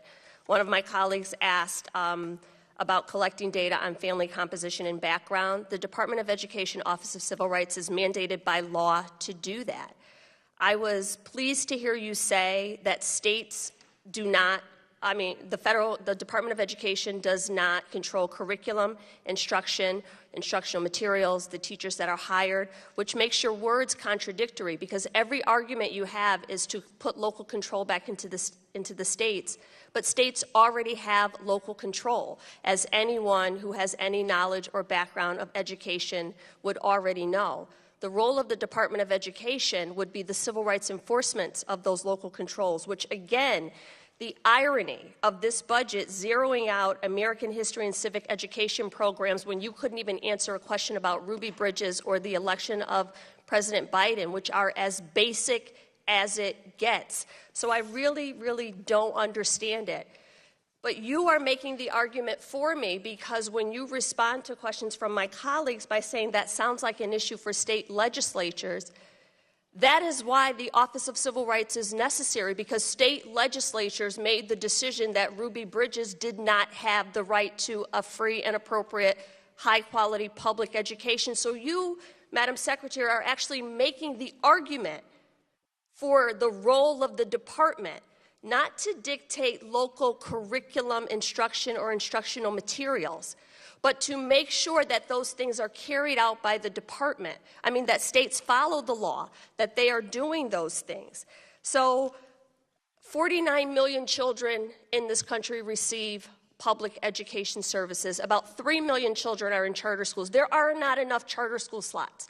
So my questions are mainly focused on what about those other 46 million children? So it's mind-blowing. I hear you talk about safety, keeping students safe on school campuses, but not a word about the 390,000 students who have been affected by gun violence. I was in the classroom on the day Sandy Hook happened, and the federal government came in with almost $2 million to rebuild that community and provide programs for the surrounding communities. In your opening, I heard you mention student athletes and LGBTQ students twice, not one word. And even when my colleague asked you if you thought it was a public health crisis, you can't answer questions that affect the majority of students. So I'm not really sure. I mean, I am an educator by nature. I try to be supportive of what the Department of Education does because I need for you to succeed, for my students to succeed. But when you come in and say your final mission is to eliminate the department. It says to me that the 46 million children that are not receiving services do not matter. I've ran out most of my time, but this bill defunds literacy programs, eliminates 21st Century Community Learning Center, eliminates preschool grants for children with disabilities, eliminates, reduces funding for career and technical education, like all of these things. I'm going to ask you two really quick questions. Do you think that Holocaust education in our schools is a DEI program? There's no card for that. That's just yes or no. I can look at it whatever card I Holocaust education, Thank is you it a very DEI? much. You can have a press conference to say whatever you want. I just need a quick answer to Your this. soliloquy Is Holocaust, because this is my time, is Holocaust education a DEI program? No. Is African American Studies a DEI program? I think I answered that with one. I'm of the asking other it again. cards. Listen, we should Just be able, yes or no. We should be able to teach My courses in their point is entirety. they are DEI programs, both of them, because students need diversity, equity, and inclusion to understand their environments. So both Holocaust education and the teaching of African American history are important, which is why the state of Connecticut requires it in our social studies curriculum. You're talking out of both sides of your mouth. You can't support one without supporting the other. And looking at what happens in the schools and actually deferring to teachers, parents who are on curriculum committees, local boards of education, and states who actually do the hard work, and listening to what they say would be incredibly helpful in this but role. It's time to move on. I yield back. I recognize the gentleman from Ohio, Mr. Rulli. Thank you, Mr. Chairman, and thank you, Madam Secretary, for coming today. We really appreciate your time. I spent 8 years of my life on the school board, 3 years as a school board president of a public city school. I know this subject fairly well. I was in the Ohio Senate for 6 years, vice chair of education. We all know that our school systems in this country have a severe problem. When you look at school systems like Cleveland, Youngstown, Akron, Canton, Detroit, and Buffalo, we have school districts that are taking $30,000 to $35,000 per year to educate a child that gets a high school diploma with a 4th grade reading level. There's a major problem in our school districts. Some of the small school districts, like my school district, Latonia, we were able to educate our kids for about $8,000 to $9,000 a year and produce 11th or 12th day reading level. So there's a problem. I know the opposition party loves the concept of throwing more money at it, so let's do that. Because that's what President Trump just did. President Trump, on a K-12 simplified funding program, gave an extra $2 billion to all the public school districts throughout the country. And it even gets better than that, because the Biden-Harrison administration spent more than $1 million on DEI grants throughout the country. So if I'm doing my math right, that's $3.5 billion that we could take from the federal government, which will never have a trickle-down effect on a local school board, because I was on it for 8 years. So whenever you hang out with the treasurer of a local public school board, they're petrified to see what's going on with the federal funding. Where is it going? And the opposition party thinks it's so romantic that the money stays here in Washington, instead of ever going to the grassroots home rule effect. So in Ohio, we love home rule. So I'm excited to see these extra billions of dollars coming back to the local school districts. So Madam Secretary, my question would be, now that President Trump is giving back funding to the states and more efficiently, what results do you expect that American students could produce in the next 4 years under the Trump administration? Well, it's certainly my hope that as we look at states being more focused and having the authority for more choice in education, that we're going to see our scores go up. But, you know, we have to have dedicated teachers, which I believe we do. And I think we need to take the handcuffs off our teachers so that they have the ability to be innovative in their classrooms. I think if we look at some of the programs that have been successful in other states, as I mentioned earlier, return to the science of reading and look at how phonics has made such a difference in getting back to some of that same kind of curriculum that we used to have. I've seen it work in schools. I have visited schools where they're doing that more classical education. So what I would like to see, and I hope we will see, and I think we will see, are state departments of education adopting more of those kinds of programs to make sure that, A, we get literacy in place, that we also have the ability to have school choice, and that states totally take this funding that is coming to them and see the areas of where they need to focus more of their dollars and direct that spending into those areas. I love those words. In particular, in the state of Ohio, our Speaker of the House, Matt Huffman, and I did a lot of Ed Choice programs in the state. And this is coming from a guy, I'm a graduate of a public school board member, 8 years of a public school. But we created a voucher program which helps urban kids more than anything else. When you have a Cleveland City school that is just falling to pieces, you have to give urban moms and dads the opportunity with the voucher program to put your child wherever it could be. And what that adds is actually competition within the school districts. You know, you have open enrollment, you have all these different obstacles to school board members. So it's up to them to have a good, scholastics program, have a good athletic program, and to be inviting to people. I know in my old public school that I was the president of, they started a trades program within the school. So maybe a 4-year degree and $100,000 in debt isn't what you're supposed to be. Maybe you can become a welder and make $100,000 without debt. But we have to have different paths and get outside of the box. And I think it's an exciting time for you to be the Madam Secretary at this point. Do you think that we can incorporate all this voucher program and this Ed Choice and even have better public schools and all of it could come together? Am I wrong? I really think we do need to focus. No, you're not wrong. And I do think we need to focus on making sure that our cultural viewpoint relative to education is not always that you have to have a 4-year degree, because there are other ways to have a great fulfillment, of a career and provide for your families with skill-based training, plumbers, electricians, HVAC, not only that, but technology developments that we're seeing. And we ought to start that more. Middle schools, high schools, leading into those career programs. And I think that's one of the things that our workforce development programs will show success for doing. Thank you so much, Madam Secretary. And with that, I yield my time back, Chair. I thank the gentleman. I recognize now the gentlelady from Michigan, Ms. Stevens. Great. Well, thank you, Mr. Chair. And Madam Secretary, I realize you're in the cabinet with the president, and you're the first cabinet secretary I've been able to speak with this term. And if you could please pass along to the president that 55 tariff announcements in 100 days are killing us in Michigan. I know that the president came to Michigan to celebrate his first 100 days in office. I know this is outside technically the purview of your administration.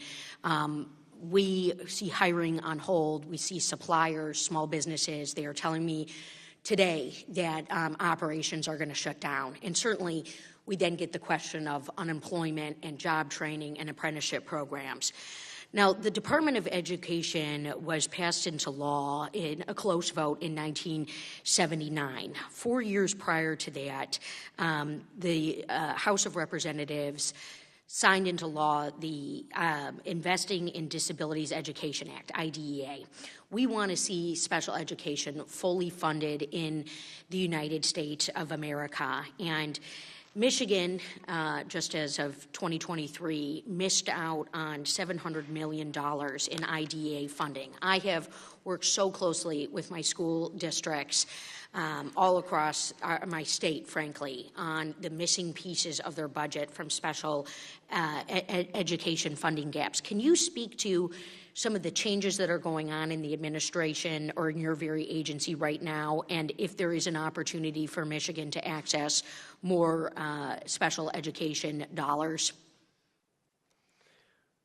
Well, as I've testified to earlier, the IDEA funding is going to continue, level funding going into the different states. Now, there are 6 programs that are going to be consolidated into a single stream funding that I think you could apply for in those states and help get the governor or the superintendent of education to direct more of those funds. Yeah, and while I don't agree with the reckless language of shutting down the Department of Education and the dismantling and the job loss, and I know some of these individuals in Michigan who have lost their Department of Education jobs, we will gladly take every special education dollar that you can give us. And then, as you know, TRIO grants are grants that help low-income first-generation college, veteran, and disabled students who we care about so much apply and successfully complete college. And several schools in Michigan use TRIO grants to support students. So why did the administration decide to eliminate the TRIO grants program, and what's happening to that money? Well, TRIO grants for the funding that's in place now are continuing for, for the balance of this fiscal year. They have been zeroed out in the next budget. What we found with TRIO and looking at, and hey, I think, I've heard testimony, I heard a couple of senators even yesterday say that they know people that benefited from TRIO, and I'm sure that there are many people who have, but there are other programs in place that would also help students who are now being benefited by TRIO. We also found out that the TRIO programs, they've been put through with a lot of heavy lobbying, and the Department of Education really doesn't have the ability to go in and assess total accountability, and that's how it's written. Yeah. If that's the case, too, we can look at expanding Pell, which many of us, support. We need to see Pell Grant expanded. We obviously want to continue to that discussion with you and on the record. But with my remaining time, and as you are a cabinet secretary for the second time in a row in the administration of President Donald J. Trump, please just know we are competing with China. We are competing on a world stage, and a place where I am so privileged to call home is right in the middle of that competition. We need these engineering jobs. We need these apprenticeship programs. We certainly want to see our government function to the best of its ability and deliver the standards and dare I say, the efficiency that our taxpayers pay into. But when we see tax bills that are cutting investments in manufacturing, new manufacturing, 40 new plants in Michigan, when we are fighting for all the technology talent we can get, we need you to double down on this. We need your partnership. We would like to show this to you firsthand. I do a program called Manufacturing Monday. I visit hundreds of small businesses over and over and over again. I have real relationships with these people and the students who are in FIRST Robotics. And yes, Michigan has the largest number of FIRST Robotics teams, which we would also love to showcase to you and your office. But, ma'am, please tell this president, slow down on what he is doing to autos, our manufacturing sector, and to consumer costs. Thank you, and I yield back, Thank Mr. you, Chair. gentlelady. I recognize the gentleman from Guam, Mr. Moylan. Thank you, Mr. Chairman. Madam Secretary. Thank you very much for your testimony. I'd like to bring your attention to the territories now. And as you know, from Guam, like Guam, we often encounter unique challenges. We have small economics, and we have geographical isolation. It takes me 20 hours to fly back home door to door. Plus, you change the date line. In fact, I think it's like 2:30 or so in the morning tomorrow in Guam. So we're way out there. We also have devastating natural disasters. We just won't go through super typhoons. It's like a gigantic tornado happening in some of the states, but it hovers over the entire island.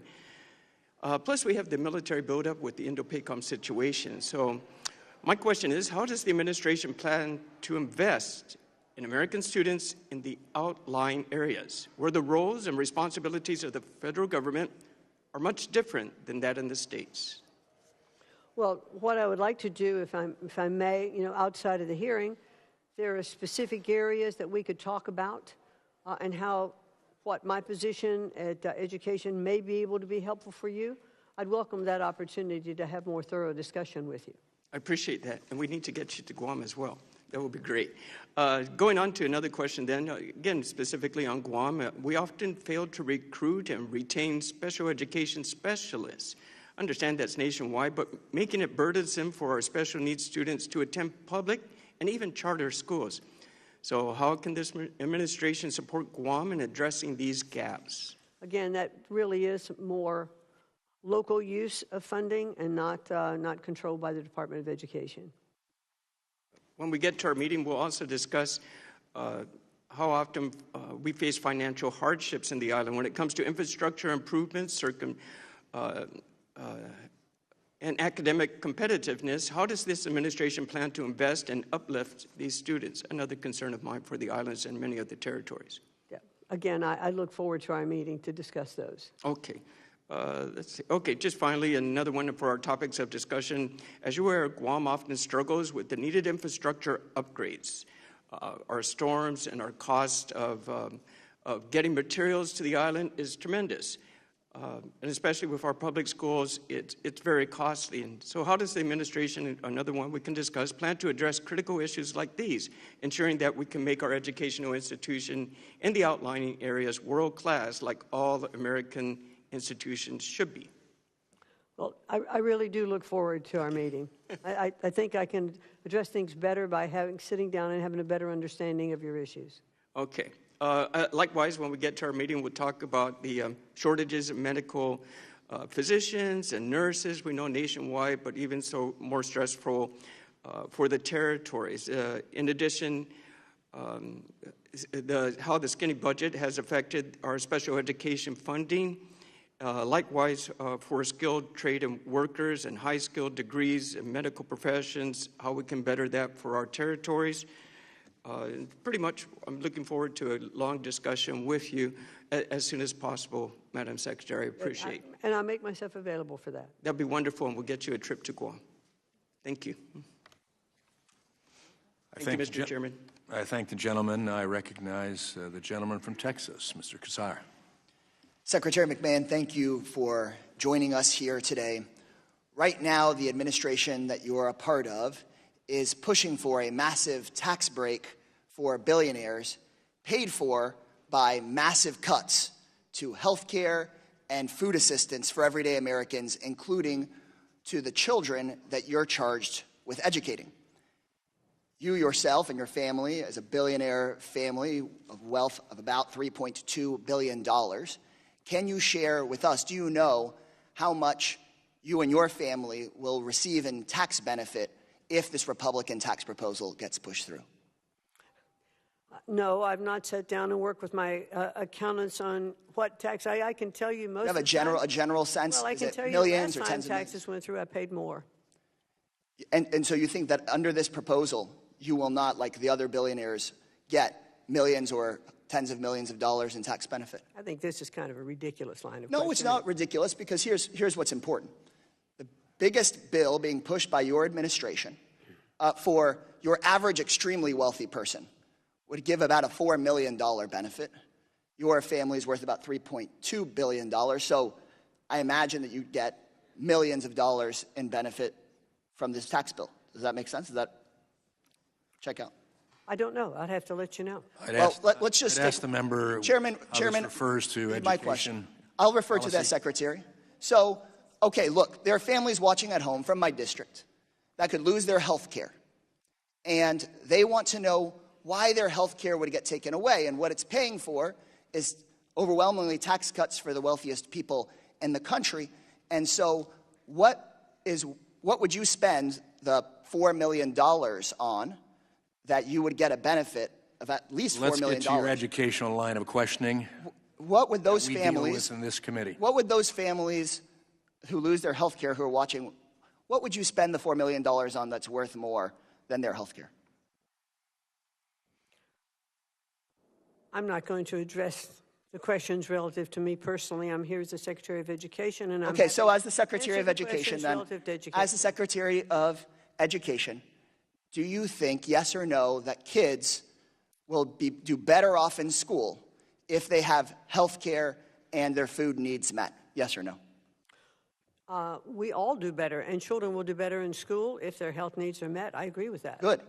And so I guess for those kids, which there's going to be hundreds of thousands or millions of kids that lose their health care, how is it okay that they're going to lose their health care so that billionaires and billionaire families, I'm not just even picking just on you, but billionaire families like your own, can get a tax break? What, if you don't even know how many millions of dollars it is you'd get, how is that worth it? I'm not going to respond to your question. I think the answer is because it's not worth it. It's not.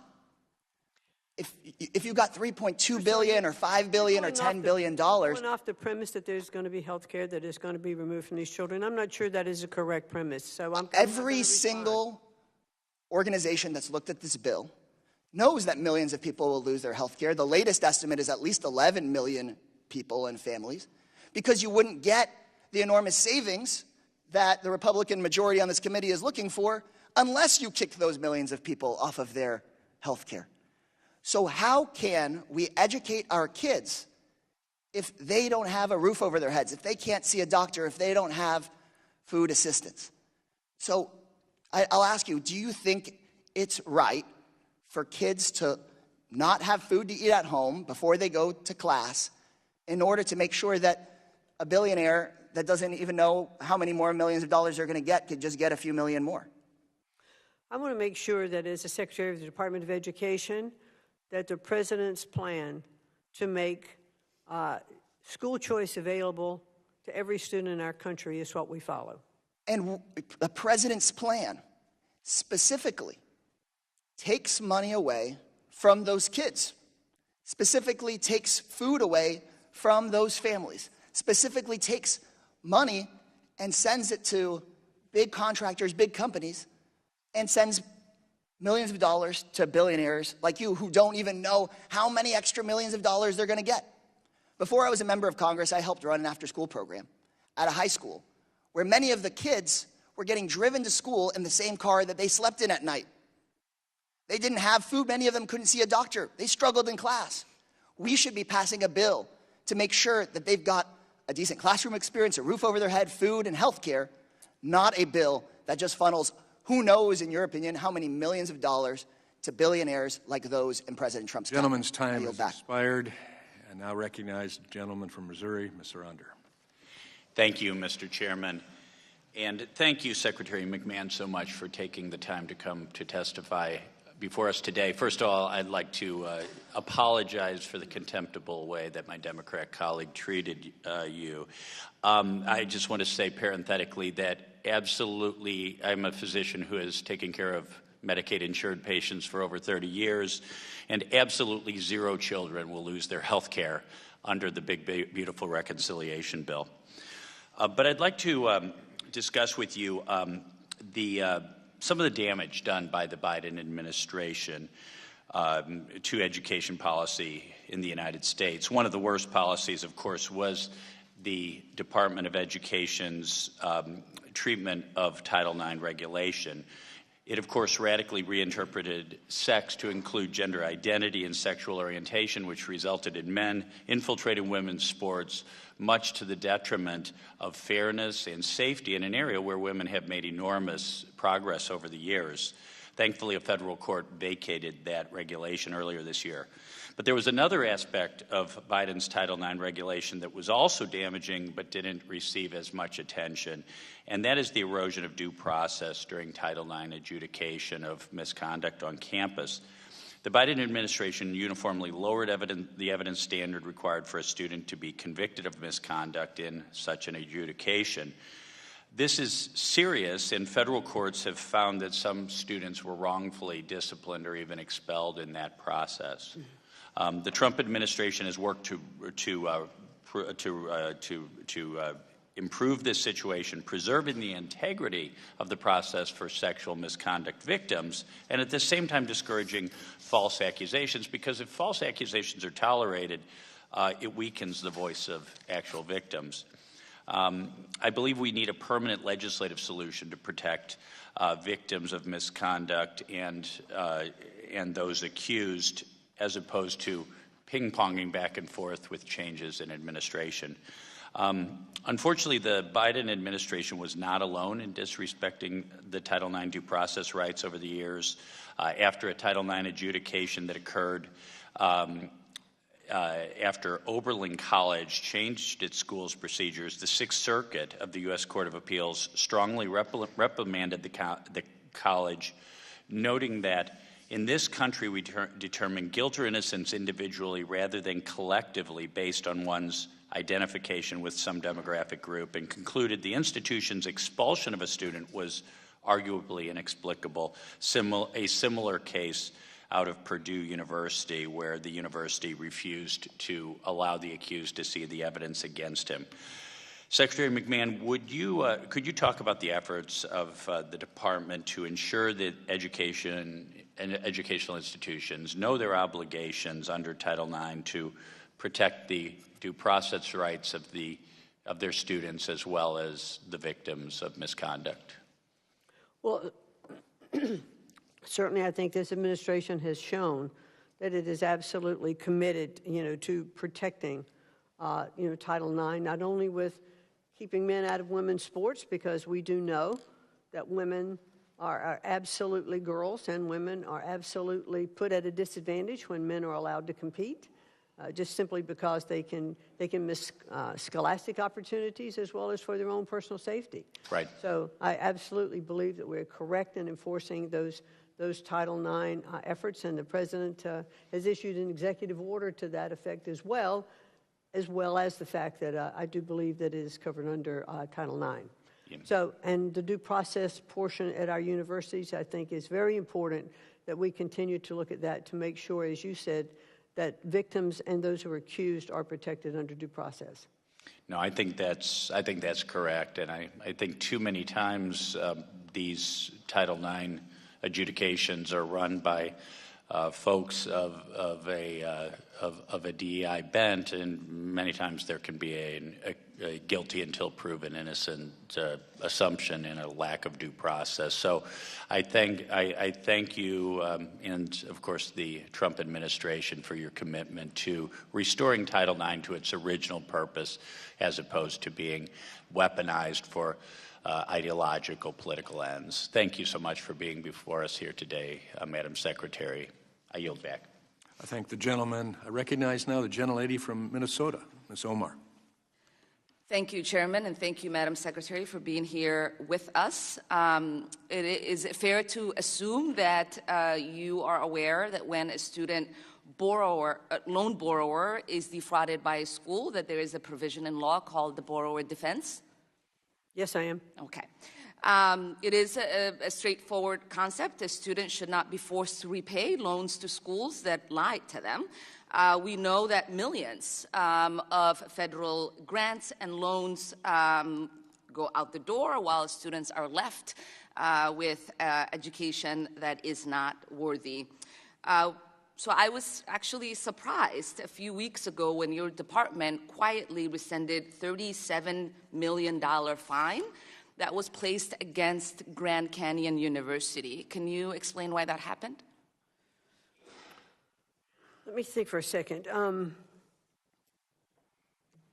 Let me review my notes on that because there were a couple of things I wanted to make sure I covered with you. We really found that the accusations against Grand Canyon, which is a faith-based organization, and we looked at all the facts of the case. I am familiar with the university. My question is, how are those students going to be made whole if you are not allowing the university to pay the fines? What's the plan? I'm not sure that that's the right analysis of it, but I will look into it further and get back to you. And you'll give me back a writing? Yes, I will. Okay. Because we know that, the president in whom you serve had a fraudulent university called Trump University, and he himself settled 3 lawsuits before becoming president. We know that there are roughly 1.4 million borrowers who have been approved for a borrower defense discharge and are still waiting for that process. How are you clearing out that backlog? In terms of the borrowed defense funds? Uh-huh. There are lists of that. I'll be happy to get back to you with those numbers. Okay. And while those students wait, can you give us a commitment that you are not going to collect that debt? Yeah, I'll have to get back to you on that as to what the situation is. And I don't understand how that's a difficult question to say yes to. They've been defrauded. They are waiting for relief. While they wait for their relief, they shouldn't have to pay back that debt. Well, if they've been defrauded and it's been adjudicated that they've been defrauded, then I will get back to you as to what the time frame is and why there's a holdup if there is. Okay. I'm not sure as I sit here right now. Wonderful. There was, I know that you've been questioned a lot on IDEA and its funding. I won't relitigate those questions. I just have two particular questions to address, or two areas to address. We know that the IDEA, that you have gotten rid of the legal team that guides the states in implementation. How are you going to rectify that? I don't know what you mean by we've gotten rid of the legal team. We have had some reduction in force of There was a members. firing of the entire legal team. Well, we have other lawyers in place at the Department of Education, and we are The fully... entire team that was for IDEA has been fired. So how are you addressing that? Because we have other lawyers who are in place that can handle those things. And as I mentioned before, we have not missed any of our statutory requirements. Well, I do believe that firing hurts the implementation. We also know that you have gutted the Office of Civil Rights when there is already investigation backlog. How are you going to fix the discrimination claim cases that are out there? Well, there are, excuse me, there are cases that we're looking into. And again, we have not missed any of our statutory requirements in terms of OCR. We also have a task force. There is a backlog. There are a lot of backlog. There are a lot of kids in our schools that are waiting for relief. When you get rid of the people that are supposed to carry out those investigations, how are you to assure that those kids will not continue to be harmed? We are talking about so many situations in where kids are being discriminated against, and you got rid of the people that investigate those investigations so those kids can protect themselves from from discrimination. Well, we still have a very strong and capable staff in OCR. Then you wouldn't have a backlog if that was the case. There is a current backlog, and I would love for you to stop just saying words and to actually do the work that you are charged by statute, and I yield back. I thank the gentlelady. I recognize now the gentleman from Pennsylvania, Mr. Thompson. Thank you, Mr. Chairman. Thank you, Secretary McMahon, for being here today and for your continued public service to our country. As you likely know, I've co-chaired the Bipartisan Career and Technical Education Caucus for more than a decade, and I'm proud to be the champion for CTE here on the Hill, alongside my good friend, Congresswoman Bonamici. Madam Secretary, during your confirmation hearing, I was glad to hear about your commitment to providing more alternative pathways to traditional four-year degrees, leaning on career and technical education to help achieve that goal. As the author of the Strengthening Career and Technical Education for the 21st Century Act, signed into law by President Trump in 2018, I'm thrilled to see the growth and the success of these programs. Typically, when I visit these programs today, I see waiting lists. I see schools actually investing in bricks and mortar to expand their footprint to be able to accommodate more secondary and post-secondary students. Really working to restore rungs on the ladder of opportunity for so many. Today, a record nearly 12.5 million students nationwide, a number that has continued to grow since 2018, are served in career and technical education programs.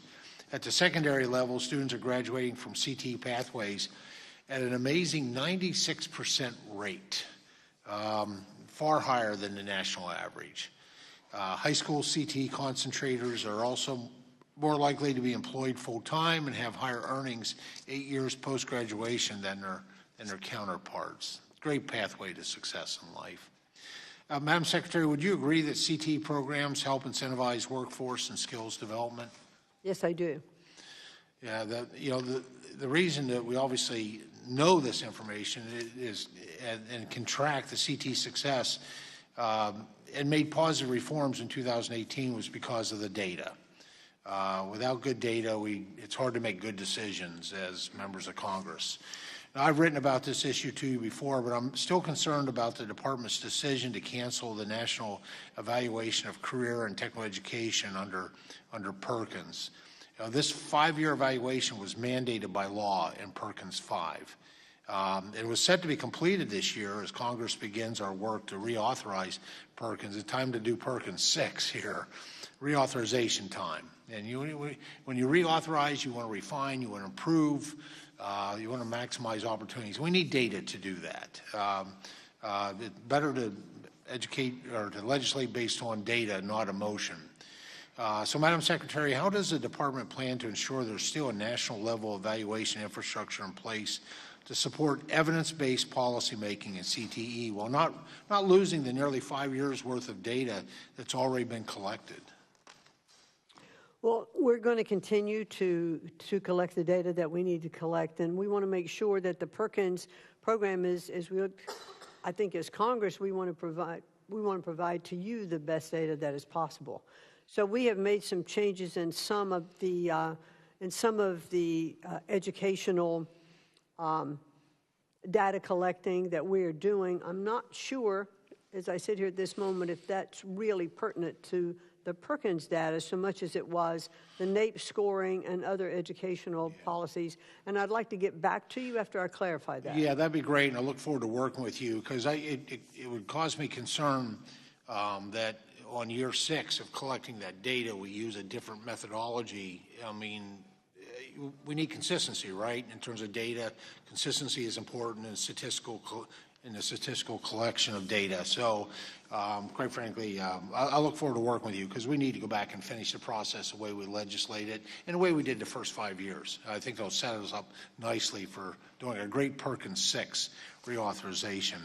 Additionally, the administration's FY 2026 budget proposes reprioritizing CTE grants so that they only support middle and high school students at the district level. However, under current law, states are explicitly granted the flexibility to decide how to best split their CTE resources between secondary and post-secondary systems as post-secondary CTE programs continue to provide valuable pathways for learners of all ages. And these are incredible programs that I take every opportunity to be able to visit those to see the fruits of the legislative work that I did with President Trump under Trump 45.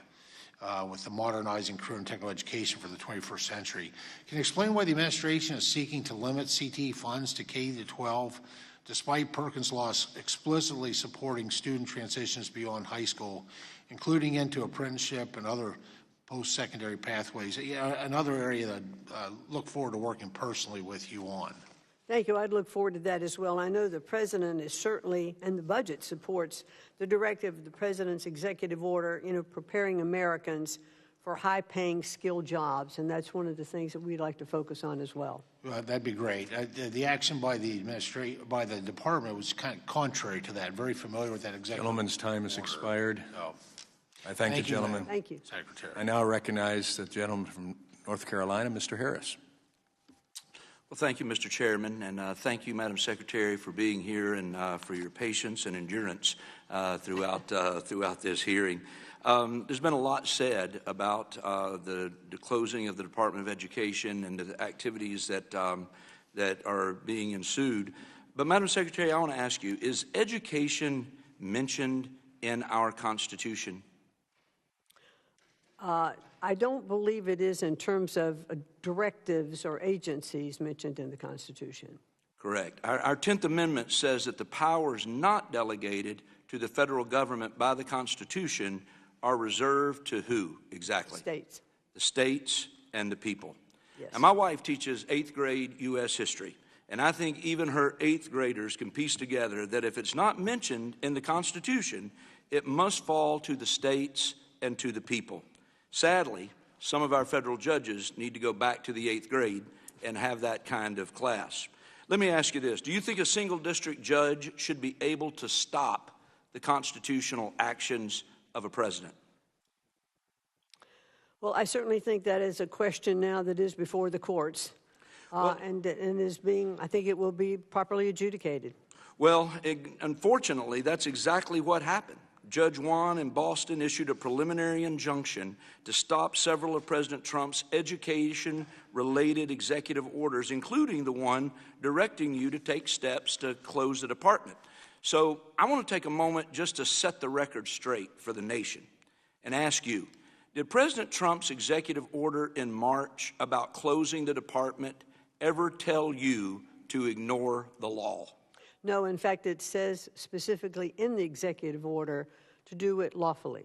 Exactly. It very clearly says, and let me just quote it for the record, the Secretary of Education shall, to the maximum extent appropriate and permitted by law, take all necessary steps to facilitate the closure of the Department of Education and return authority over education to the states and local communities while ensuring the effective and uninterrupted delivery of services, programs, and benefits on which Americans rely. It seems that Congress is the one out of line with the Constitution in establishing a Department of Education in the first place. And I, for one, happen to agree 100% with you and President Trump that we must send education back to our states. But that process doesn't mean ignoring the laws on the books. So what steps have you taken to follow the Constitution and carry out President Trump's lawful order to move the Department of Education toward closure? Well, what I've said from the beginning, in fact, in my confirmation hearing, when I was asked specifically, I said I would like to work with Congress as we look at the plans for shutting down the Department of Education and which of those agencies can carry out the obligations that are currently now funneling through the Department of Education. So it was always my goal and will continue to be my goal, as I know it will take congressional action to close the Department of Education, to work with Congress to do that. So are there any specific needs from Congress that you have that you would ask us to help in accomplishing your task? I think they will come as we want to sit down, as we lay out more the plan and the timeline, you know, for where we think different agencies could accommodate the role right now of the Department of Education. Okay. On another subject, Madam Secretary, do you agree that it is a privilege for foreign students to attend American universities and not a right? I do think it is a privilege. And do you agree that it's a privilege for universities to enroll foreign students, not a right? I think the right, the education here in our country, I mean, I think it is a privilege for those foreign students to come and attend our universities. And do you agree that the safety of American students should be a top priority, especially when considering who to let on campus? Yes, I do. Well, recently, the Department of State announced a temporary pause in interviews for student visas with plans to update the policies on screening, even social media for applicants. And this comes after we've seen just the incredible rise in the violent and anti-Semitic protest on college campuses across the nation.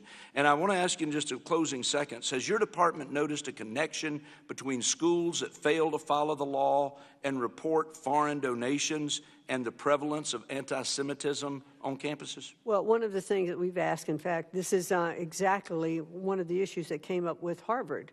So we are looking at all universities now and investigating to make sure that under that Section 117, they are, as they are required, reporting the amounts and sources of those donations to the universities. Excellent. Well, thank you so much again for the work that you're doing. And, Mr. Chairman, with that, I yield back my time. I thank the gentleman. I recognize my friend, the ranking member, representative from Virginia, Mr. Scott. Thank you, and thank you, Madam Secretary, for being with us today. I have a lot of questions, and hopefully I can get some quick answers. I'll try to phrase them in a way that they can get some quick answers. Do you intend to comply with the May 22nd court order?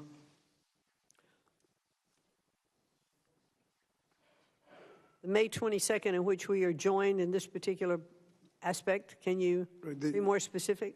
The court order issued on May 22nd requiring you to, that prevented you from dismantling the department? Oh, right. Yes, we will always comply with the law. Okay, and you indicated proposals for the Department of Education going forward. Can we count on receiving those proposals as they are made? We've asked for that information. We'd certainly like to comply with Congress and provide you with those. Can we get a commitment from you that you will cooperate with the Office of Inspector General and the Department of Education as the law requires? Yes, as the law requires, we will. On the budget, under the 2026 budget, a lot of workforce development programs are combined. When the dust settles, do we understand that there will be about a 33% cut in workforce development programs? We are looking at workforce development and wanting to make sure that it's treated fairly. You know, right now, the United States government is paying, well, taxpayers are footing the bill for about 75% of that, and we want to reverse that. We want the businesses or the universities to pay the 75%, and taxpayers would pay the 25%. So I think that's a better proposal for workforce development. Do I understand that to be a yes? It's about a 33% cut? I will get back to you if it's different than that. In the pending reconciliation bill, that's the one that has tax breaks for the wealthy and cuts in health care and Medicaid. CBO says at least 13 million people will lose their insurance. It's probably going to be more than that because changes were made in the bill. SNAP benefit cuts and access to college with cuts in student loans and Pell Grants. Does the 2026 budget cut Pell and work study on top of those cuts? You know, I would really appreciate the opportunity to respond to those if they were written questions, because I think we can explain them better, and I can work with you on that. Title I, you said it was level funding. Do I assume that means that it was protected? Do I assume that means it was level funded without an adjustment for inflation? For 1A. No adjustment for inflation? No, it's level funded. Okay. TRIO, you've said publicly that there were problems with evaluating the programs. Does the Department of Education now evaluates TRIO programs for effectiveness? We would like to be able to look at them and have full accountability for those programs. And we are precluded from doing that right now by the way that TRIO is structured. Some of us believe that the department has evaluations right there in the Department of Education. Do you deny that they exist? Well, there are some evaluations that are in to get TRIO going, but in terms of the longer effect of TRIO, there's specific language that prevents us from doing it. So I would like to have the ability, if TRIO is reappropriated, that we would be able to change that language and go in and understand the full accountability of the programs. On student loans, will you commit to working with us? There are about 2 million student loan borrowers who have applied for income-driven repayment plans. We're caught up in a backlog. Can we count on you to work with us to make sure they're not disadvantaged?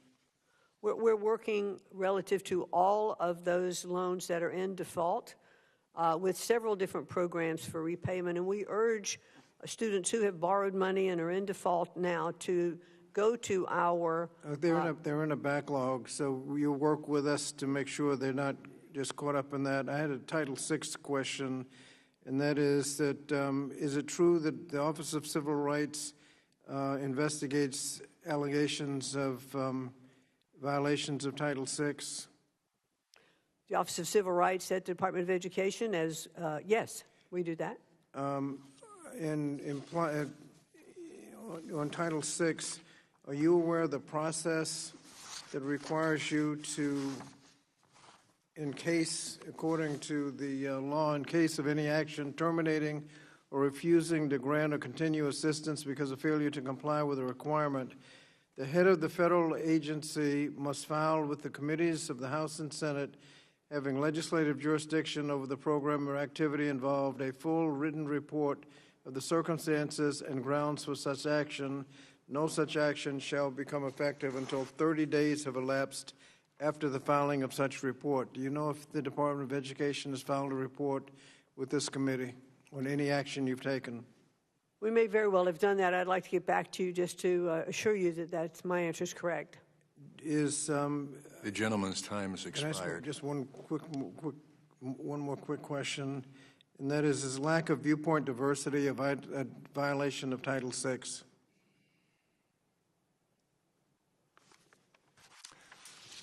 The gentleman's time has expired, and I'll ask the Secretary to respond later.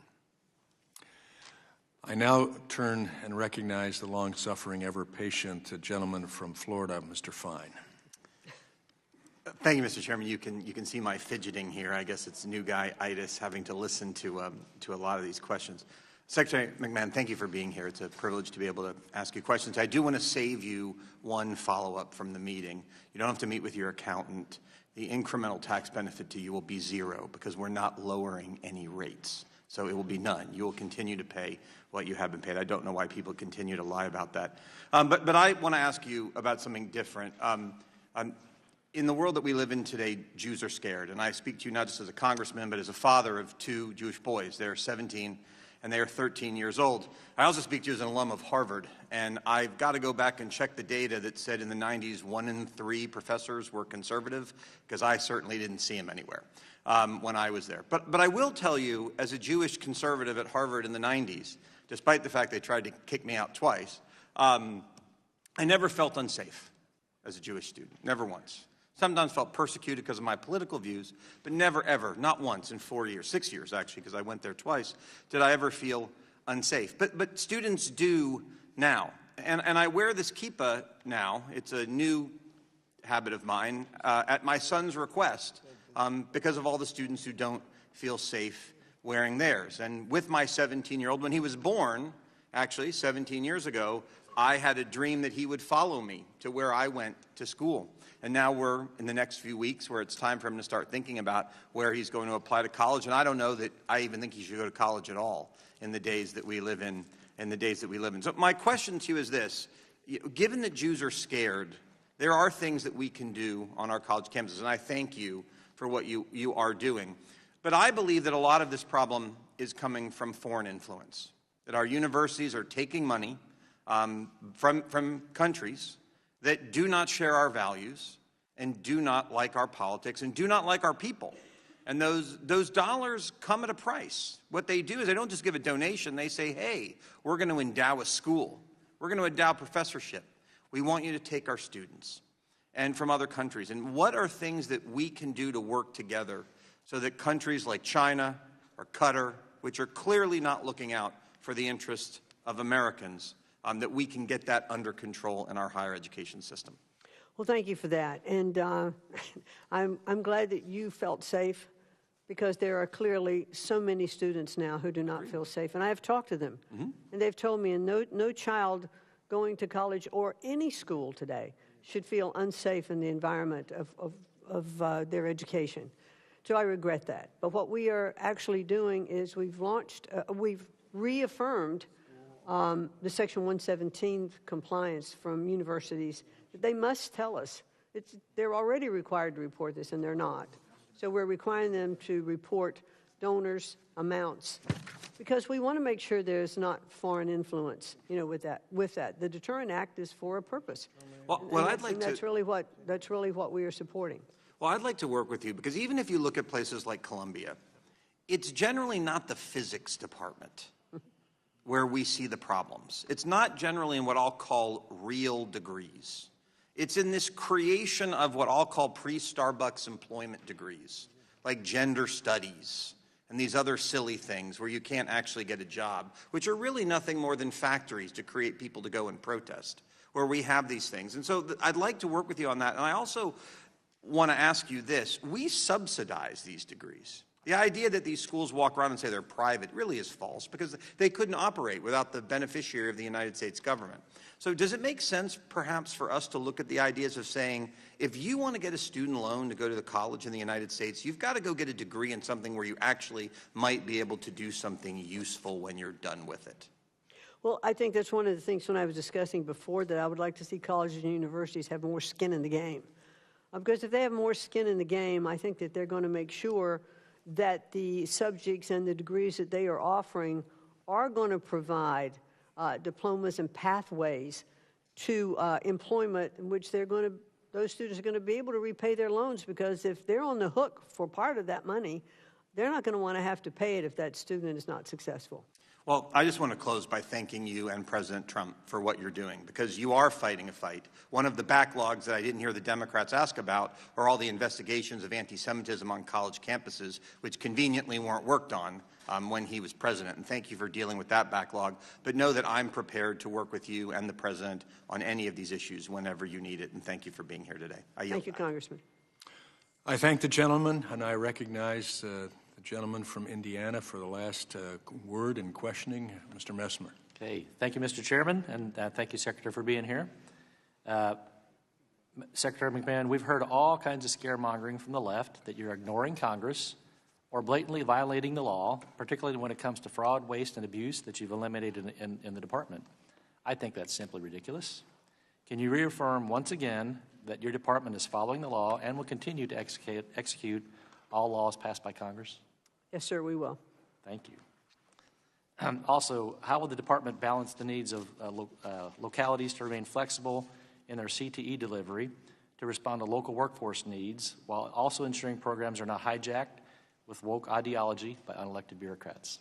Well, we are continuing the funding for CTE, and that's, I couldn't be more strongly supportive of our career technical education programs. And I want to see them started earlier in schools, middle schools, high schools, community colleges. I think there are many pathways to opportunities for success, for employment. And I think that we have to make sure that we are continuing to focus on developing those. Whether it's public-private partnerships, there are, I know, a lot of companies that work with community colleges to put funds into those community colleges to help develop curriculum. For instance, I know in West Virginia, there is a program that Toyota has come in. They actually have built a Toyota Center at one of the community colleges, and the students who are there train in the plant, and they take part of the courses at the Toyota Center, and it's a workforce built in. In my district as well. And so those are the kinds of things that we want to see continuing to happen. Thank you. And we need to maintain local flexibility because the workforce needs across the country are very diverse. So thank you. Yes, they are. Yes, thank you. Also, the state of Indiana has been a leader in school choice programs, leading the charge in voucher initiatives and creating a comprehensive educational agenda for K through 12 education that will ensure families have the best access to educational opportunities and choices. What are the steps is the department planning for returning school policy decisions back to the state and local level to help ensure states like Indiana better achieve their pro-family, pro-student education policy goals? Well, we want to make sure that, that we're offering the opportunity, I think, for freedom, for choice, for freedom of choice in the schools. So by increasing the charter school budget, that one of the things that the president would like to see opportunities for more charter schools to get started. And often charter schools, and I haven't talked about this today, they're often started, in low economic areas to provide education for those students that are kind of being left behind and aren't performing at levels that other students are. And so when we have this choice and competitive factors, in our states, we are seeing the levels across all schools. A rising tide, lifts all boats, and it does give opportunities when we have the choice that the president would like to see. Thank you. In Indiana, we've seen the highest utilization of charter schools in low-income minority areas and benefits those students the most. So thank you. Thank you. And I've visited, not in Indiana, but I have visited some of those charter schools in lower economic areas and seen the results, because it's often, those lower economic students are often so overlooked and said, well, there's no need to waste any money there, because that's where we need to spend money to make sure that they have equal opportunity as well. Thank you. I appreciate your support, and I yield back my time. I thank the gentleman, and I want to thank the committee for your attention to this hearing today, and I want to thank the Secretary for your diligence in being here, your patience, the time that was expended. It's been a long hearing. We appreciate you being here. There are no further questions, so now I recognize the ranking member for his closing remarks. Thank you, Mr. Chairman, and I thank the Secretary for being with us today. We're here today to consider the effect of the President's 2026 budget on programs within the jurisdiction of the Committee on Education and Workforce. And we begin that consideration while legislation passed by the House and pending in the Senate showers tax breaks on the wealthy and cuts Medicaid, SNAP, and funding for programs that give access to college while adding trillions of dollars of additional debt. On top of the cuts in that bill, the 2026 proposal further cuts Pell Grants, reduces work-study, eliminates Gear Up and TRIO programs, and as we consider the 2026 budget, we also consider the federal court orders that have ordered the administration to stop dismantling the Department of Education without congressional authority. We have heard of problems of test scores, but no plan to do anything about it. Handcuffs on teachers, when whatever handcuffs there may be, are locally imposed, not on federal government.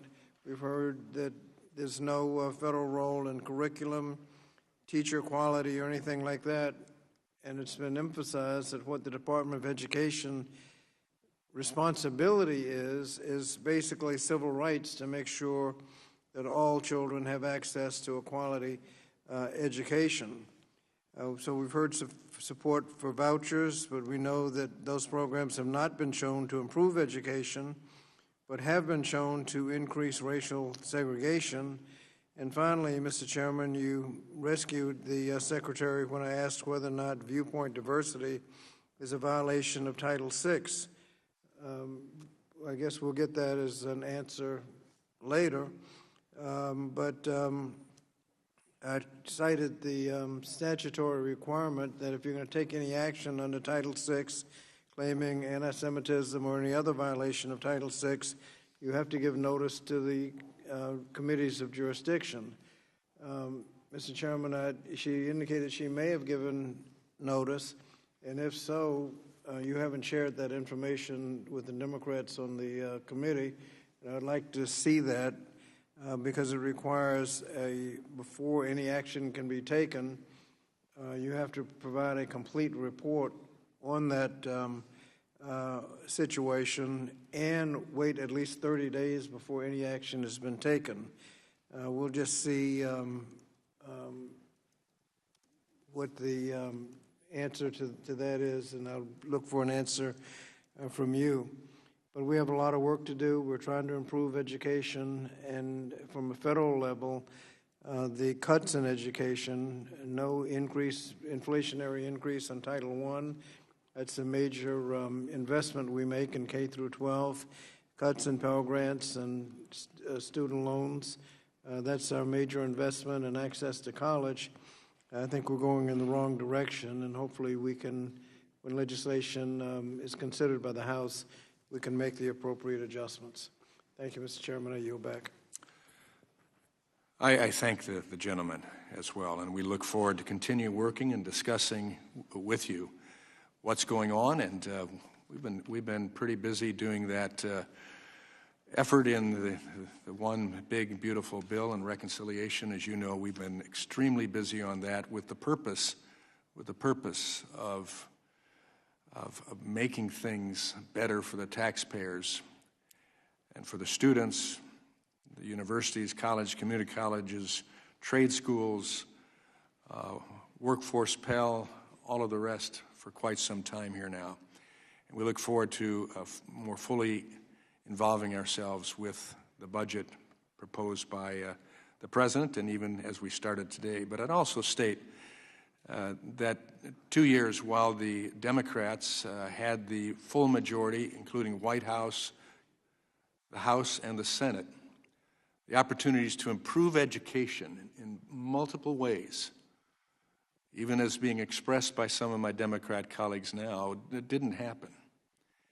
And being a student of history to some degree myself, looking back and seeing the impact of education in this country that produced such revolutions as the agricultural revolution, industrial revolution, communications revolution, space age, all of the rest came before the Department of Education. Before. With more local control. With K-12 system that's under the control of the states and local communities, school boards, parents. Right now, we're attempting to go that direction.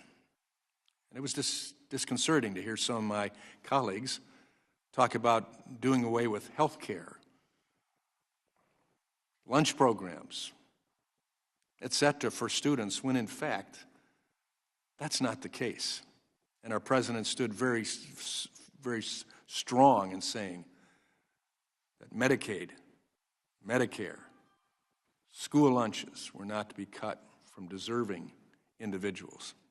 Waste, fraud, and abuse, yes. My colleagues voted for waste, fraud, and abuse to be continued.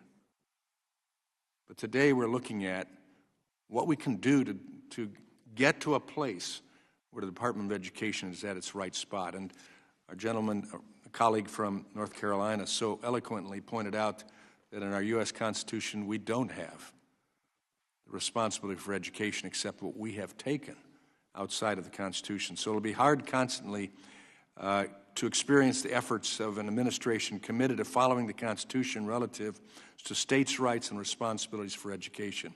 It'll also be confounding to some that better service can come from a smaller, more efficient bureaucracy. And certain states are taking education improvement into their own hands and succeeding, and others will have to decide to compete as well if they will follow. True choice in education will handle so much diversity. Bias will generally fail under its own weight. Having a light on the extent of the ingrown, one-sided liberal bias on our public campuses will be threatening. But change, I believe, will result from that. The Congressional Budget Office, in relative to the Tax Cut and Jobs Act, was off by 180 degrees. They costed out a $1.5 trillion shortfall that would result from the Tax Cut and Jobs Act. It was just the opposite, $1.5 trillion to the good. And I believe what we've just done, reconciliation, and the one big beautiful bill, will be a facilitator for a lot of growth and opportunity. Again, students, parents, teachers, if we get those three component parts right in education, we will succeed. And that involves local district control as well. So